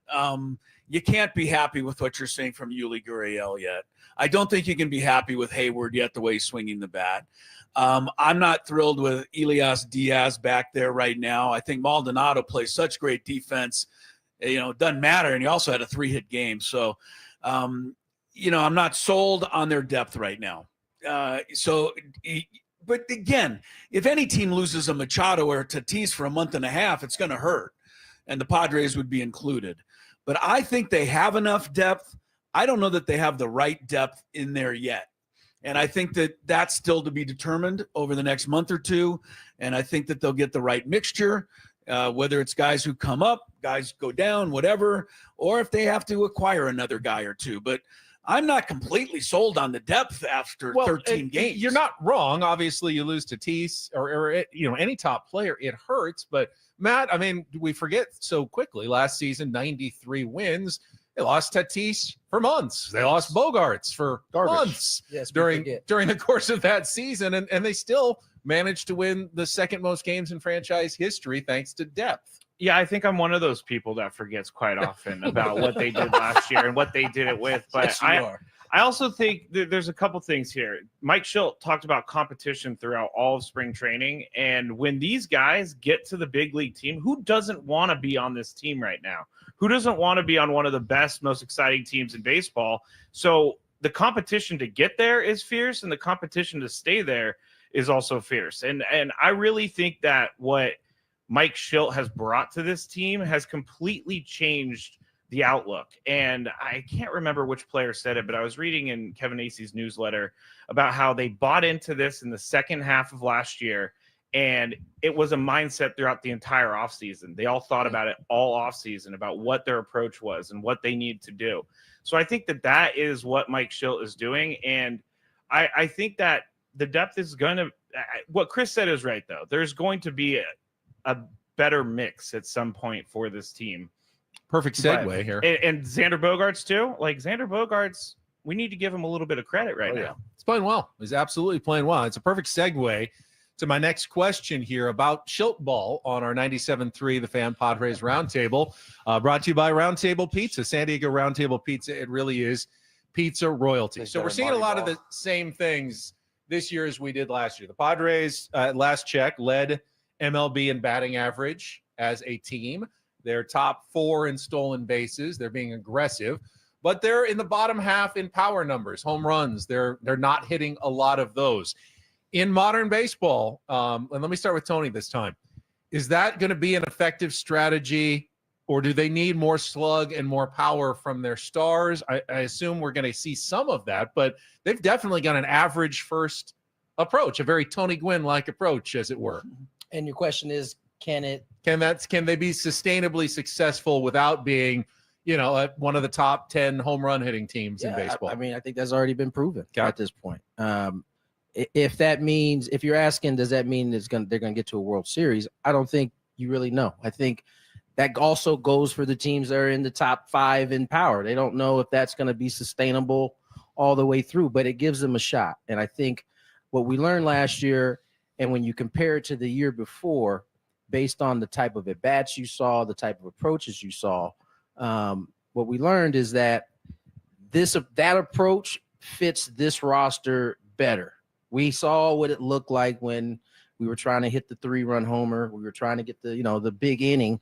And a lot of times it left a lot of runners on base, and you end up losing a lot of close games. And the flip side of that last year was you started winning all those close games. Not all of them, but most of them. And I think that approach plays. It's not just a base hit approach. That's the thing. It may be a base hit approach here in April and March when it's cool, but as it starts to warm up, you'll start to see the slug pop up a little bit more, as we saw pretty much in the second half of last season. So I'm all in on this approach. It's a lot more. I think it's a lot more fun for people to watch as spectators. And it's just a lot better game, selfishly, a lot better game to call. No doubt. When 1 through 9 are giving you those type of at-bats. Yeah, we've made the point a few times, Woods, on our show that we feel bad for fan bases on other teams that don't get this brand of entertaining baseball on a nightly basis. But Chris, you're never afraid to think a little bit outside the box and differently. This is a different way. Modern, sabermetric baseball tells, hey, walk a lot and wait for the 3-run home run. Don't risk yourself on the base paths. Batting average is too susceptible to BABIP and line drives that are outs. Home runs and walks are the only true ways for offense. Padres are doing it differently. That's a risk when you do things differently than other teams. Maybe so. But if this team was relying on the 3-run home run, they'd be in big trouble because they haven't hit one yet. I think they've only hit 2 home runs with somebody on base. Everything else has been a solo shot. But I also think that their approach has won at least 2 games this year. One of them was yesterday. Xander Bogaerts, an aggressive tag to go from second to third. He would have been out had the throw been absolutely perfect, but it wasn't, and he made it, and that set him up to score the winning run eventually on the sacrifice fly. Earlier in the season, Elias Diaz laid down a 2-strike bunt that moved 2 runners over and won a ball game. Nobody sacrifices anymore. Nobody takes chances on the bases anymore, except this team's doing it, and I like it. Did a seagull just land on Yes, our window? yeah, 2 seagulls behind me. Gulliver's hanging out over there. I'm hearing the sounds of the ocean. Like We're like landing and kind of fighting over there. Did our office move? I thought I said something really exciting, but evidently not. What's going There on? was a seagull fight. I saw everybody's reaction. I'm like, boy, this is really working. Look, you can see it on the camera. They're hanging I felt out like it was in a Finding Nemo movie That for a was second.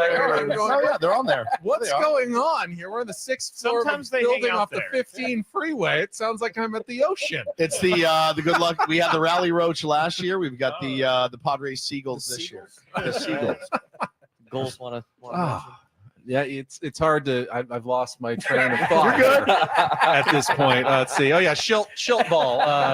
Braden, your thoughts on Schilt ball here? I like it. I like it's kind of like it's a little bit of like the old school, kind of Southern California college baseball, approach of playing a little small ball, but being aggressive.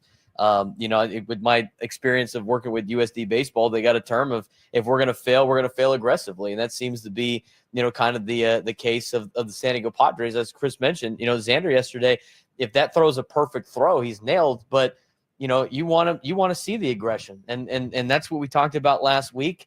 It's whether or not you as a fan, when you talk about some of these moves, you're either for the aggression or you're not. You're not for the aggression when it works and then against the aggression when it doesn't work, right? So there's going to be times where they're aggressive and they'll run into outs and they'll run out of runs and people will get frustrated, but that's the game you play playing that style of baseball. I like the way that they're doing the pass the baton kind of approach. I like the simplicity of just trying to get hits. And the thing is, and Tony knows, and he mentioned it, when you're hitting line drives and you're focused on hitting line drives, eventually you're going to get a hold of one and it's going to go over the fence and you're going to get that slug. But what this does is it gives your offense an ability to win in multiple ways instead of just living and dying with the home run. There's going to be games the Padres win solely on home runs. Yep. There's going to be games that they win because they get a bunt down. There's going to be games that they win because they just hit doubles of the gap. When you have a team that's that versatile, you're going to win a lot of baseball games instead of being one-dimensional on, we just got to hit the ball out of the yard and have the analytical high slug that you see in current baseball. I love this style of play because, again, you get to win. You find different ways to win, and you need that when you want to compete for a World Series.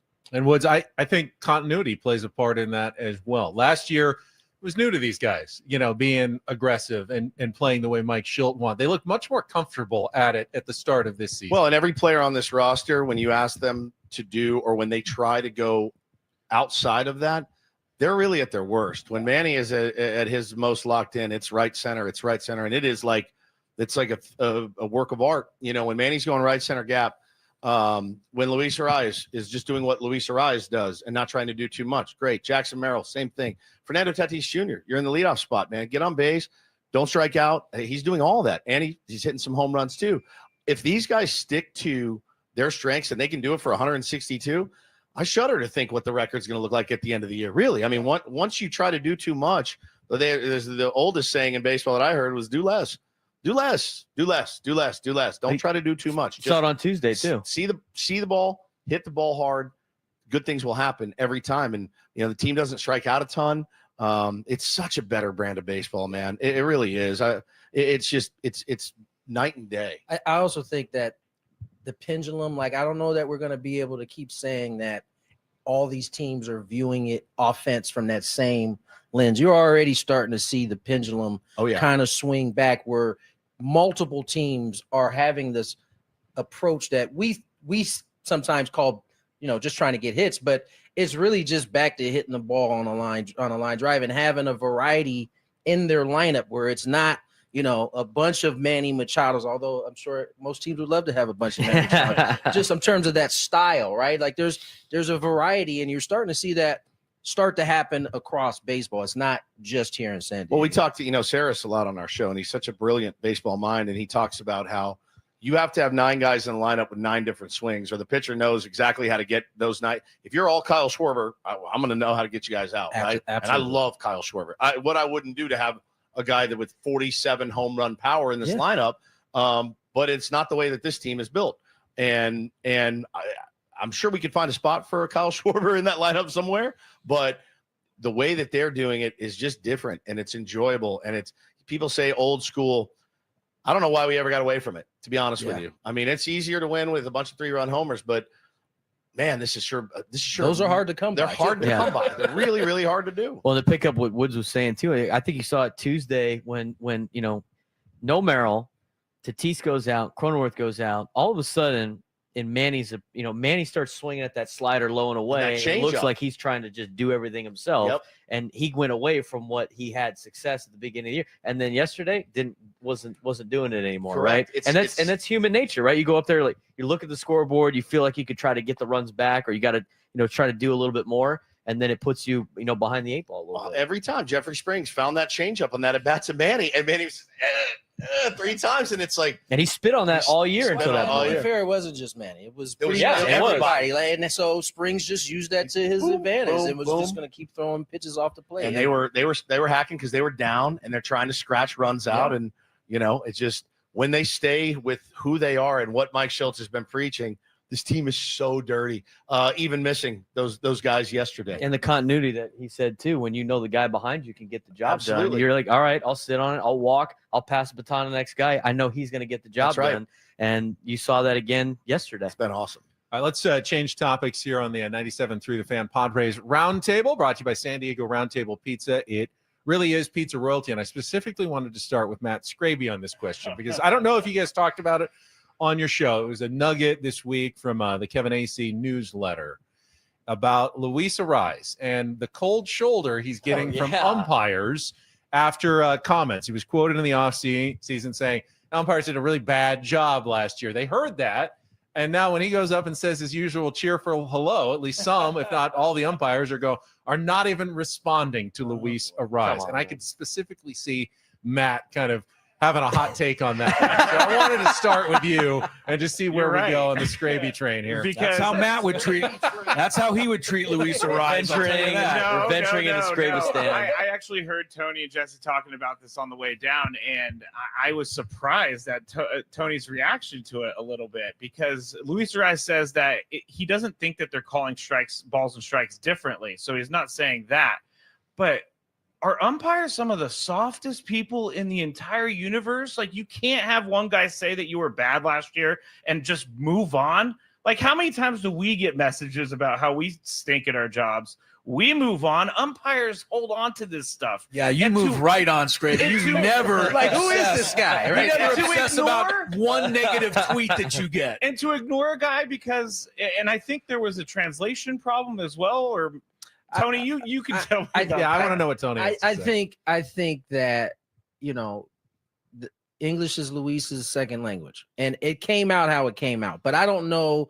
Knowing Luis, it's hard to believe that that's how he didn't want to call them bad. Right. There was a more tactful way of getting to that. I just don't know that he was capable of getting to that. Right. Secondly, listen, if we read that an umpire had said that we were trash, we would feel as a player, okay, because you're kind of in that. I know umpires and players, but they're all kind of in that same fraternity in terms of Major League Baseball. So I can imagine that rubbed some guys the wrong way. The trip part is that it was one of the umpires that tipped Luis off, like, "Hey, man, I just want you to know we saw this. This is going around." And so, imagine being mad at that guy. Right? If it's Bryce Harper or somebody like that has been thrown out a bunch. If it's Bryce Harper, you're like, "Oh, shocker, he's got a problem." You got to look at the man. I agree. The player. I agree. Nice. I agree. And, listen, I think there have always been certain umpires that, are a little bit more sensitive to those type of things than others. But I also think it also speaks to Luis's character that he got out in front of it. Said, "I'm sorry." And said, "Hey, listen, that's not what I meant. I apologize." As you said, Luis has a good rapport with all those guys. You see him every game come in. He taps the umpire on the shin guard, says what's up. I can imagine he was probably feeling that, which is why he felt like he had to apologize. Is it true that he has tried to speak to these umpires and they do not respond to him? Because if that's true, that's even I'm not down there. I don't know. That's what Luis said. He feels like he's getting a cold shoulder. Listen, there are times where I can remember saying something to the umpire, and he might not have heard me. Like the crowd's cheering as they're giving your name. But if he's saying it happened, it probably happened more than once. So stand for Luis. I imagine that there's those couple that were probably feeling salty about it. I imagine that's elementary playground stuff. That's right. The silent treatment. Let's see what the resident whistleblowing official. Why are you on the panel? Let's see what the resident official has to say about this. For a resident referee, Chris Ello. You just called umpires and officials basically soft. Umpires. I am going to come over there and smack you. Umpires. Have you? Even umpires. I mean, no, they never get a home game. They get booed for every single thing they do. We don't hear everything that's even said. You can't imagine it. I agree. We have managers and players both screaming obscenities from the dugout on every ball and strike, Aaron Boone. So don't tell me that umpires are soft. You don't get that job if you're soft. But isn't that part of the job? Isn't Isn't that when you sign up for the job, you sign up for all of that comes with it? Well, if a guy says I suck, then I'm going to get up there and suck. Sorry. And see that's the wrong attitude. To be fair, that's not what these umpires are doing. Right. They're doing good. Yeah. They're calling the game as it's called. I just want to make sure. The other thing is no matter who the umpires are, it really doesn't matter, because it took 58 bats to finally strike that guy out, and you had to hit him with a pitch to do it. That's right. So it's not really having a big effect on him. Yeah, he's fine. He's fine. It's the goading umpires that always bother me. It's the one that are spoiling for a fight. Absolutely. Right. Well, what was it, Laz Diaz the other night? Yeah. Terrible job. I mean, they absolutely can have bad days too. I am sympathetic to that. I don't argue with umpires nearly as much as I used to. So I appreciate the gig, but man, do your job. And again, know the man. Luis Ariz is like the best, most gregarious guy in Major League Baseball, and you can't cold shoulder that guy. Luis is a lot different from a lot of players. He is actually engaging.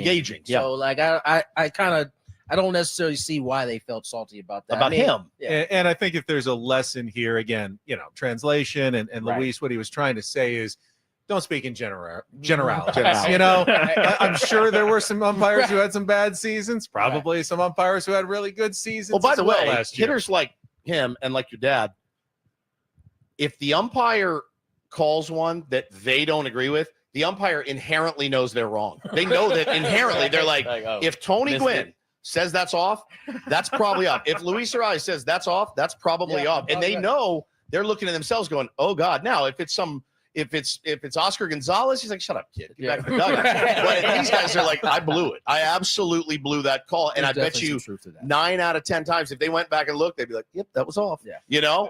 Because those guys, they don't miss. They don't miss. That's probably why it hurt too. Oh, yeah. That he did it that way. That's exactly right. They already respect him, but then it was like, man, you just going to throw us under the bus. All of us under the bus. Back up over us. All right, gentlemen, I'm going to ask for a volunteer to go first on this one.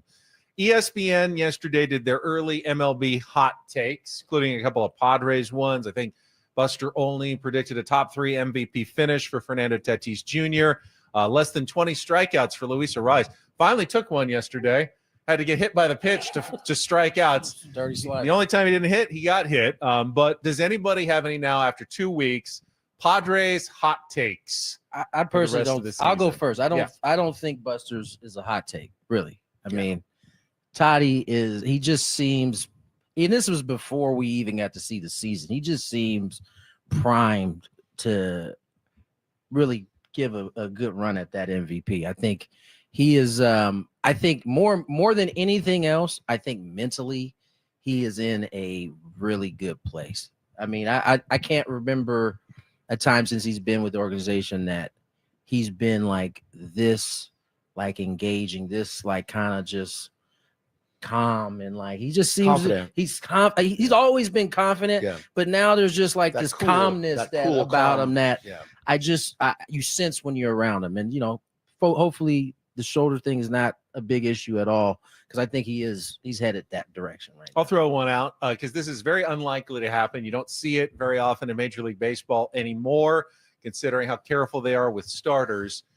Michael King to win 20 baseball games this year for the San Diego Padres. Wow. He's added even more movement, which I didn't think was possible. He's 2-0 now in his 3 starts, so he's off to a good start. I was going to look up who the last Padre 20-game winner was, but I realized I have Chris Ello next to me. You know the answer to that one?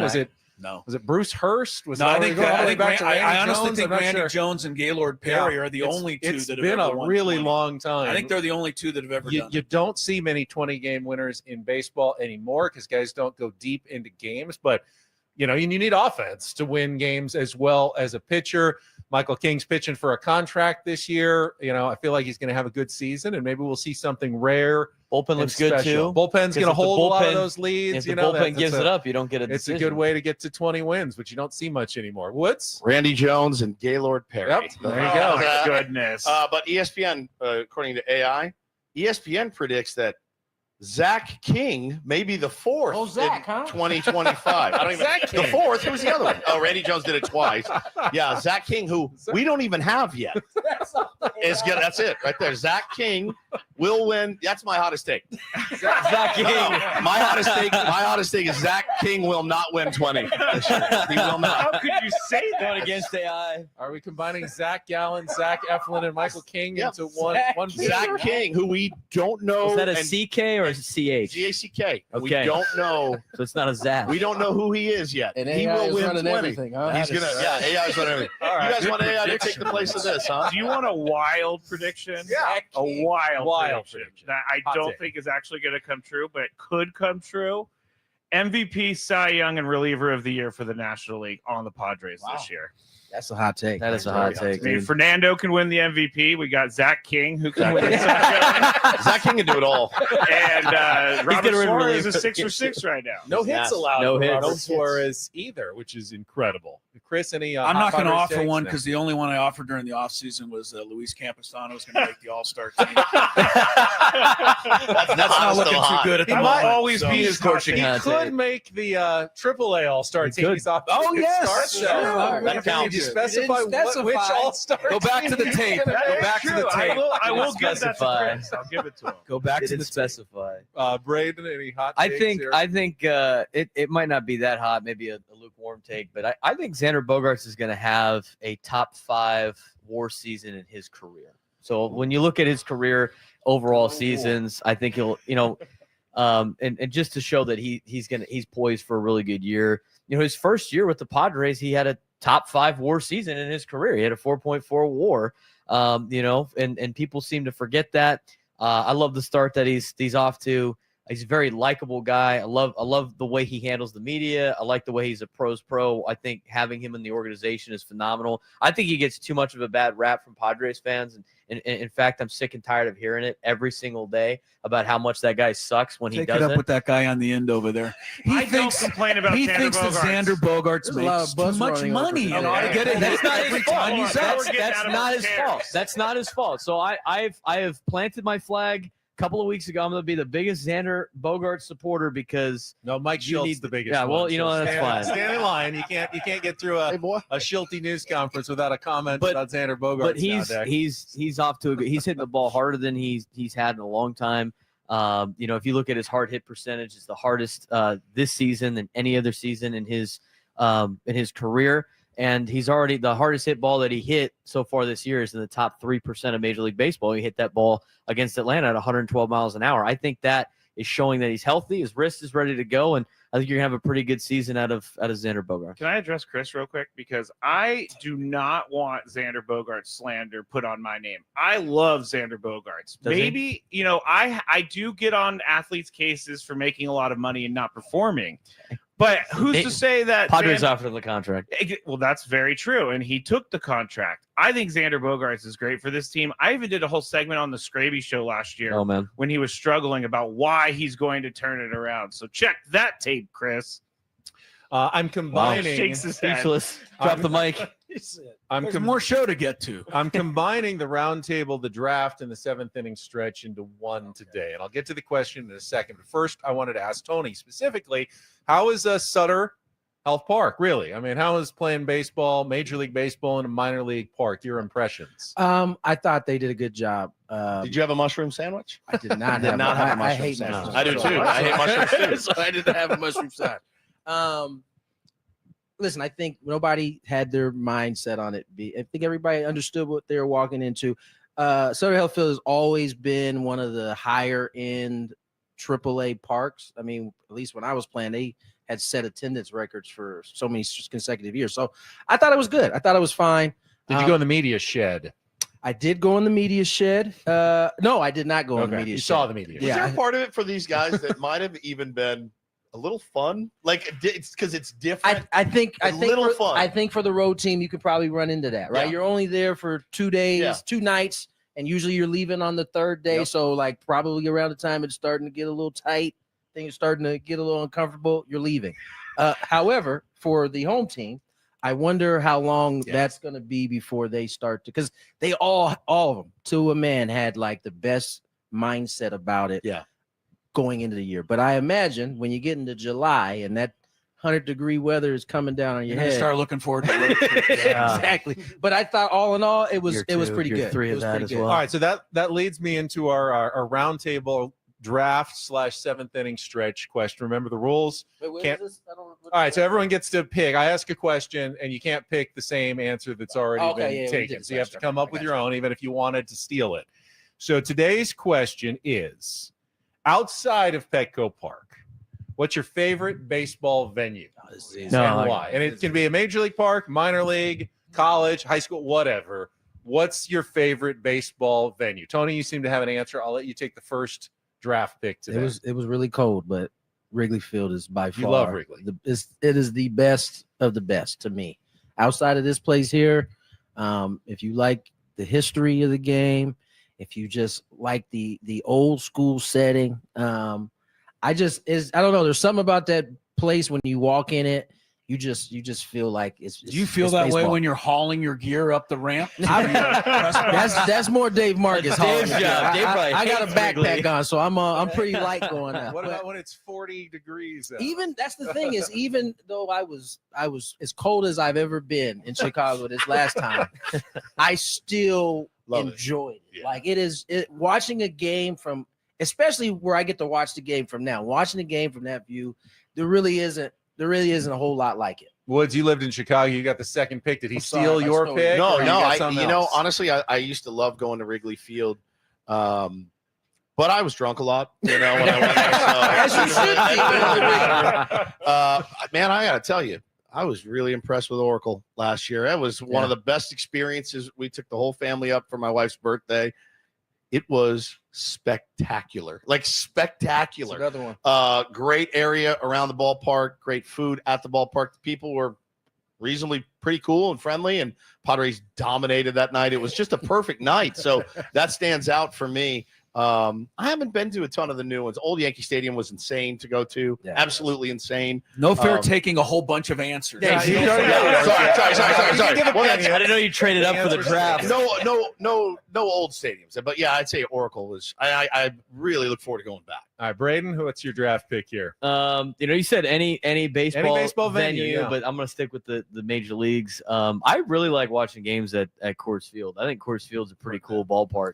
From the fan experience, the rooftop that they have, and it's very Petco Park like but like a Colorado vibe. Obviously, you got the beautiful view of the Rocky Mountains, and I think the way that they did their park is awesome.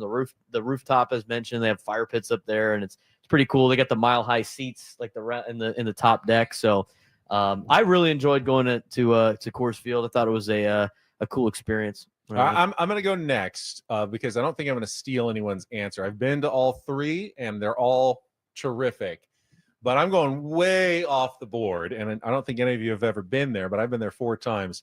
I think Williamsport, Pennsylvania, I've never the Little been. League World Series, Lamity Stadium there, maybe the best venue I've ever witnessed baseball. It's That's cool. It's such an amazing atmosphere at the end of summer with the kids out there and everything that goes on. It's just so special, and it's such you're transported back in time almost. You drive hours from like Philadelphia to get to Williamsport, which is it's the middle of the state, and there's a river and a bunch of trees, and all of a sudden this stadium, everyone played Little League here, and like you always dreamed of getting there, and you never came close. And then I got to go as a reporter 4 times and be there, and it was like, wow, this was my kid dream, every kid's dream, and I'm getting to watch these kids live out the dream in this stadium. So I'll pick that one as mine.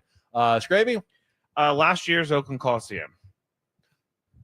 I'm kidding, everybody. You should see the Nobody laughed. We didn't find that funny. Nobody laughed. Faces. That fell so flat. I thought I was going to get a few chuckles. But not even the seagulls gave can you we a laugh. move on, please? Now I'm crawling out of my The skin. seagull was out there very stern after that comment. Even the What you seagulls guys didn't don't laugh. know is this is a normal situation that happens on our show. Yeah, Welcome to our lives, everybody. I have to The say, look I was on at your Jackie Robinson Stadium over the Hey, weekend. it's not your turn. I thought it was a pretty good park. Well, you said Oakland Coliseum. No, I did thought we were not. Moving on. I'm gonna go with Fenway. When I've been to Fenway 3 times, and the first time I went was magical, and it was also when I was a drinker. So I sat in left field near Pesky's pole. We did the Sweet Caroline. That'd be right field because left field's the monster. Sorry, right field. Yeah, the monster. Right, right field. Pesky. I was looking at it from my If view you're of on the my other seat. side, though, looking. I guess you it's could the other see. way around. Of I'm course. looking from my seat. I can still remember it. But we did the whole Sweet Caroline thing, and it's just it's like one of those. It's like Wrigley. When you walk in, you just feel history. Babe Ruth played there. Like guys like that played there. After hearing that, I'm not really convinced you actually were at Fenway Park. I'll show you pictures, but I don't remember that first day. So. All right, and I believe Chris, you get the toughest pick. Thanks. The last one today. I think all of mine were taken. Yankees, Fenway, Wrigley would be my top 3. I like Coors Field, but you left me with no other choice. Don't do it. Than to pick what? I don't do it. I don't. Are you going to? Oh no, I'm not going to. Okay, good. Even though I spent much of my childhood going to games there, I'm not going to go there. Good. I think the best view in Major League Baseball is at PNC Park in Pittsburgh. It ranks high. It's unbelievable. I have been there once, and I didn't even watch the game. I sat there looking at the vista of the bridges and everything behind it. So that was kind of what was left to me. What's the best press box view, Tony? Not that one. That's up there when they're nationals. I was like, yeah, actually like in well, the if it's room. views you like, and any venue applies. I don't know if anyone's ever been to Point Loma. Oh yeah, ballpark. I heard that one's beautiful. That is play a pretty, game there. It was pretty unbelievable. spectacular. I couldn't vote for that. I Ocean. gave up way too many home runs into that ocean. All right, we got a couple of minutes left. The Colorado Rockies are coming to town. Oh man. So let's dig into this because Woods and I did some research. Then I went back and did even more research. Since 2010, the Colorado Rockies, Chris, you would know, you followed them pretty closely. Been a pretty bad team. 2 playoff appearances, I think, since then in 2017 and 2018. Outside of that, mostly third through last place finishes in the NL West. Yet they have a 10 games above 500 record against the Padres over that stretch. Better against the Padres than any other team in the NL West. Why? Why do the Padres play consistently so poorly against the Rockies? I don't think they play so poorly against the Rockies. I think the Rockies, for some reason, play above what they normally do. Brenton Doyle will be Mickey Mantle this weekend. Ezekiel Tovar will be Barry Larkin. Michael Tolia will find his power stroke. Marquez will pitch, like Bob Gibson. They seem to play above their level. From, watching the Rockies a lot, my wife's from Denver, so we do watch. And they just normally play terrible baseball. They play the Padres. They look like they know what they're doing. So I don't know that it's the Padres. And the only answer I have to it that makes any sense to me is maybe just a little of the Bud Black factor. Maybe he gets his guys up to play, his former team. But otherwise I have no explanation. Braden, like this time, literally, it will be the team with the best record in baseball against the team with the worst record in baseball when the Rockies come to town tomorrow. Yet Padres fans will all be chewing on their fingernails for this series because they know what the Rockies have done in the past. Yeah, I've seen Kyle Freeland shut us down multiple times and then get absolutely shelled by everybody else around Major League Baseball. So I don't really know. I was going along with what Chris had to say. I mean, maybe it's the Bud Black factor. I mean, they got 2 local kids coming into town too. I don't know if that's gonna be a huge factor with Mickey Moniak and Sean Bouchard, but I don't know why the Padres can't beat them. I mean, the only thing you would say would play down to the level of competition. But as Chris said, I mean, it's not like the Padres play that poorly against Colorado. I mean, the Rockies seem to turn it on. And you know what? When you are a team that is the, hunted instead of the hunter, you're going to get a lot of teams' best shot, and you're going to get the Rockies' best shot probably more than a lot of teams outside of San Diego and LA for the Colorado Rockies. Tony, are we looking for an explanation that doesn't exist? I thought maybe 2023, the team that never really took anything that seriously. They did okay against the Rockies, yet last year's team that played like, every game was the World Series, they did terribly against the Rockies. I don't know. Going back to 2010, that's a long time ago. And Tony was playing back. Tony was back. Padres playing. had some pretty bad teams in that time frame too. So I mean, I don't know that going back that far helps, but I don't think there is an answer. I think last year we played the Rockies relatively early when we lost some of those games before we turned into the team we turned into. They were hot going into a bunch of those series too. They had started playing well before. Yeah, but we were still doing the 3 games above 500, 2 games below 500 when a lot of those games took place. When we got them at the end of the year, I think Padres took care of business in that last series. But I just think it's one of those things. It seems like all good teams have that one team that for whatever reason they just don't play well against, or the other team plays better than who they are. Good experience. Like, you have anything that comes to mind when you're a player about maybe a team when you're a part of an organization? It's like, man, I don't know why we can't beat these guys. It's been so long since I played. I can't remember, honestly. The Dodgers back in, what was it, late 80s, early 90s, they had the problem with the Padres. The Padres used to beat them up. I remember the Padres owned the Giants when the Giants were in their run. We used to wear them out all the time. Right, yeah. But it's just kind of how it goes. I don't know that there's a real explanation. Hopefully it'll be different starting tomorrow. But Woods, like this year, maybe it's the year they can least afford it when the rest of the NL West is so tough, and you expect the Dodgers and Diamondbacks and now Giants to beat up on the Rockies like they always do. Padres can't afford to give up 5 or 6 games in the standings against the Rockies compared to the other teams. No doubt. The pressure's squarely on the backs of the San Diego Padres at home this weekend. It's the series that I hate the most every single year since I moved here in 2010. I feel like I'm always end up at one of those games. There's somehow. the explanation. Woods came in 2010. We got it. It's true.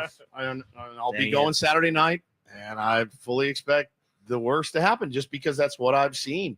And it's you have to beat up on those teams. All those really great teams that would win the division every year, they beat the crap out of the lower level teams. You just have to do it. You have to do it. These games are really, really important. Every mistake is magnified. They seem to take advantage of every mistake. They're young, they're a young, hungry team. They got something to prove. They want to beat Manny Machado. They want to beat Xander Bogaerts. They want to beat Tatis Jr. They do. So the target's on your back. You gotta find a way to win the series, man. Just to piggyback a little, sorry, but the Rockies do go 0-12 against the Dodgers and Giants every year. Right. I mean, so it's true. They beat the Padres. They really don't beat the other teams at all. At all. Yeah. So I think that's a myth. I really do. I mean, I know that those two particular teams you're talking about, yes, but good teams lose to bad teams all the time, and they don't always have great success. I will say this. Padres are playing the Rockies. Cubs are playing the Dodgers. Yankees are playing the Giants. So, we could talk about Rockies and Padres. Padres lose 2 or 3. Those same things can happen to the other teams. Yeah. It's a wash. It's early in the season. Sure. Dodgers almost got swept by the Nationals. Not That's that the right. Nationals are terrible, but it That's happens. right. Matt, you don't seem afraid of supernatural explanations. Is there a curse? I actually clearly listens to you. I do. You know me very, very well. I was gonna say, because everybody said everything that I was thinking, but the curse of Charlie Blackmon's beard is gone. So maybe that's we have It's true. We have Dylan He's been there since 2010. Dylan Cease's beard now, though. Yeah, which Chris and I have determined that Dylan Cease needs to shave his beard and go back to the He needs mustache. to go back to the Doc Holliday mustache. It hasn't worked out for him. He needs so to go far back this to being year, Doc but Holliday. We've seen Charlie Blackmon's beard. Yeah, he's still with the organization, though. He's still with the organization. So But he I can't hit a imagine home run. Not come to San That's Diego. what I'm saying. I imagine he'll be in If the he walks suite. out of the dugout, we're in trouble. He's brutal. Just last couple of minutes. Let's forget about the Dodgers for a second, since we're talking about the NL West, though. Giants off to a really hot start. I think we all thought the Diamondbacks were kind of the wild card team to watch.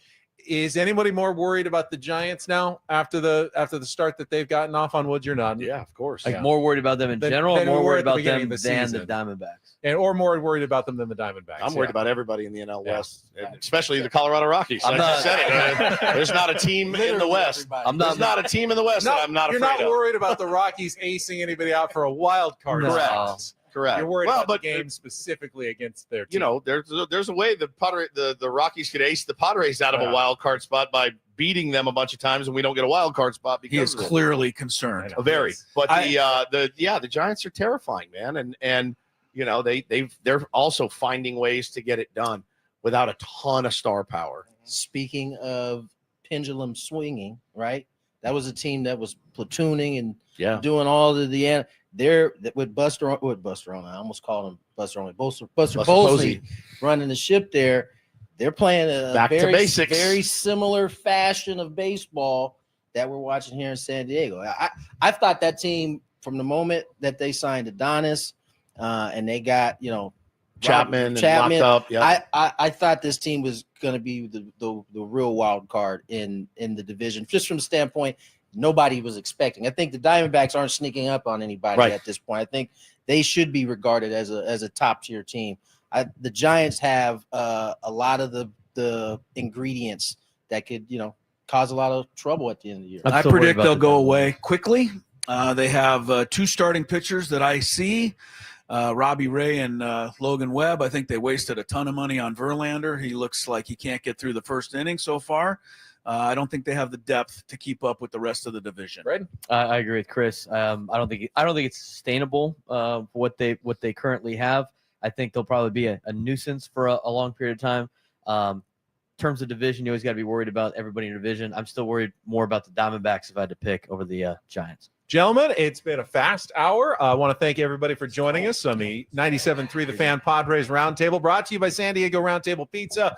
It really is pizza royalty. That pizza is calling to us from right over there. Tony, it was good to have you for the first time this season. And it's to be here. Home this week for the Rockies and the Cubs coming to town. So some games at Petco Park coming up. We'll talk to you next Thursday with another edition of the Roundtable. For Matt Scraby, Stephen Woods, Tony Gwynn Jr., Braden Suprenant, Chris Ello, and the Seagulls out on the perch that enjoyed the show as well, probably hoping for some pizza. I'm Ben Higgins. Live Braden Suprenant shows coming up next here on San Diego's #1 sports station, 97.3 The Fan. Have a great rest of your day, everybody.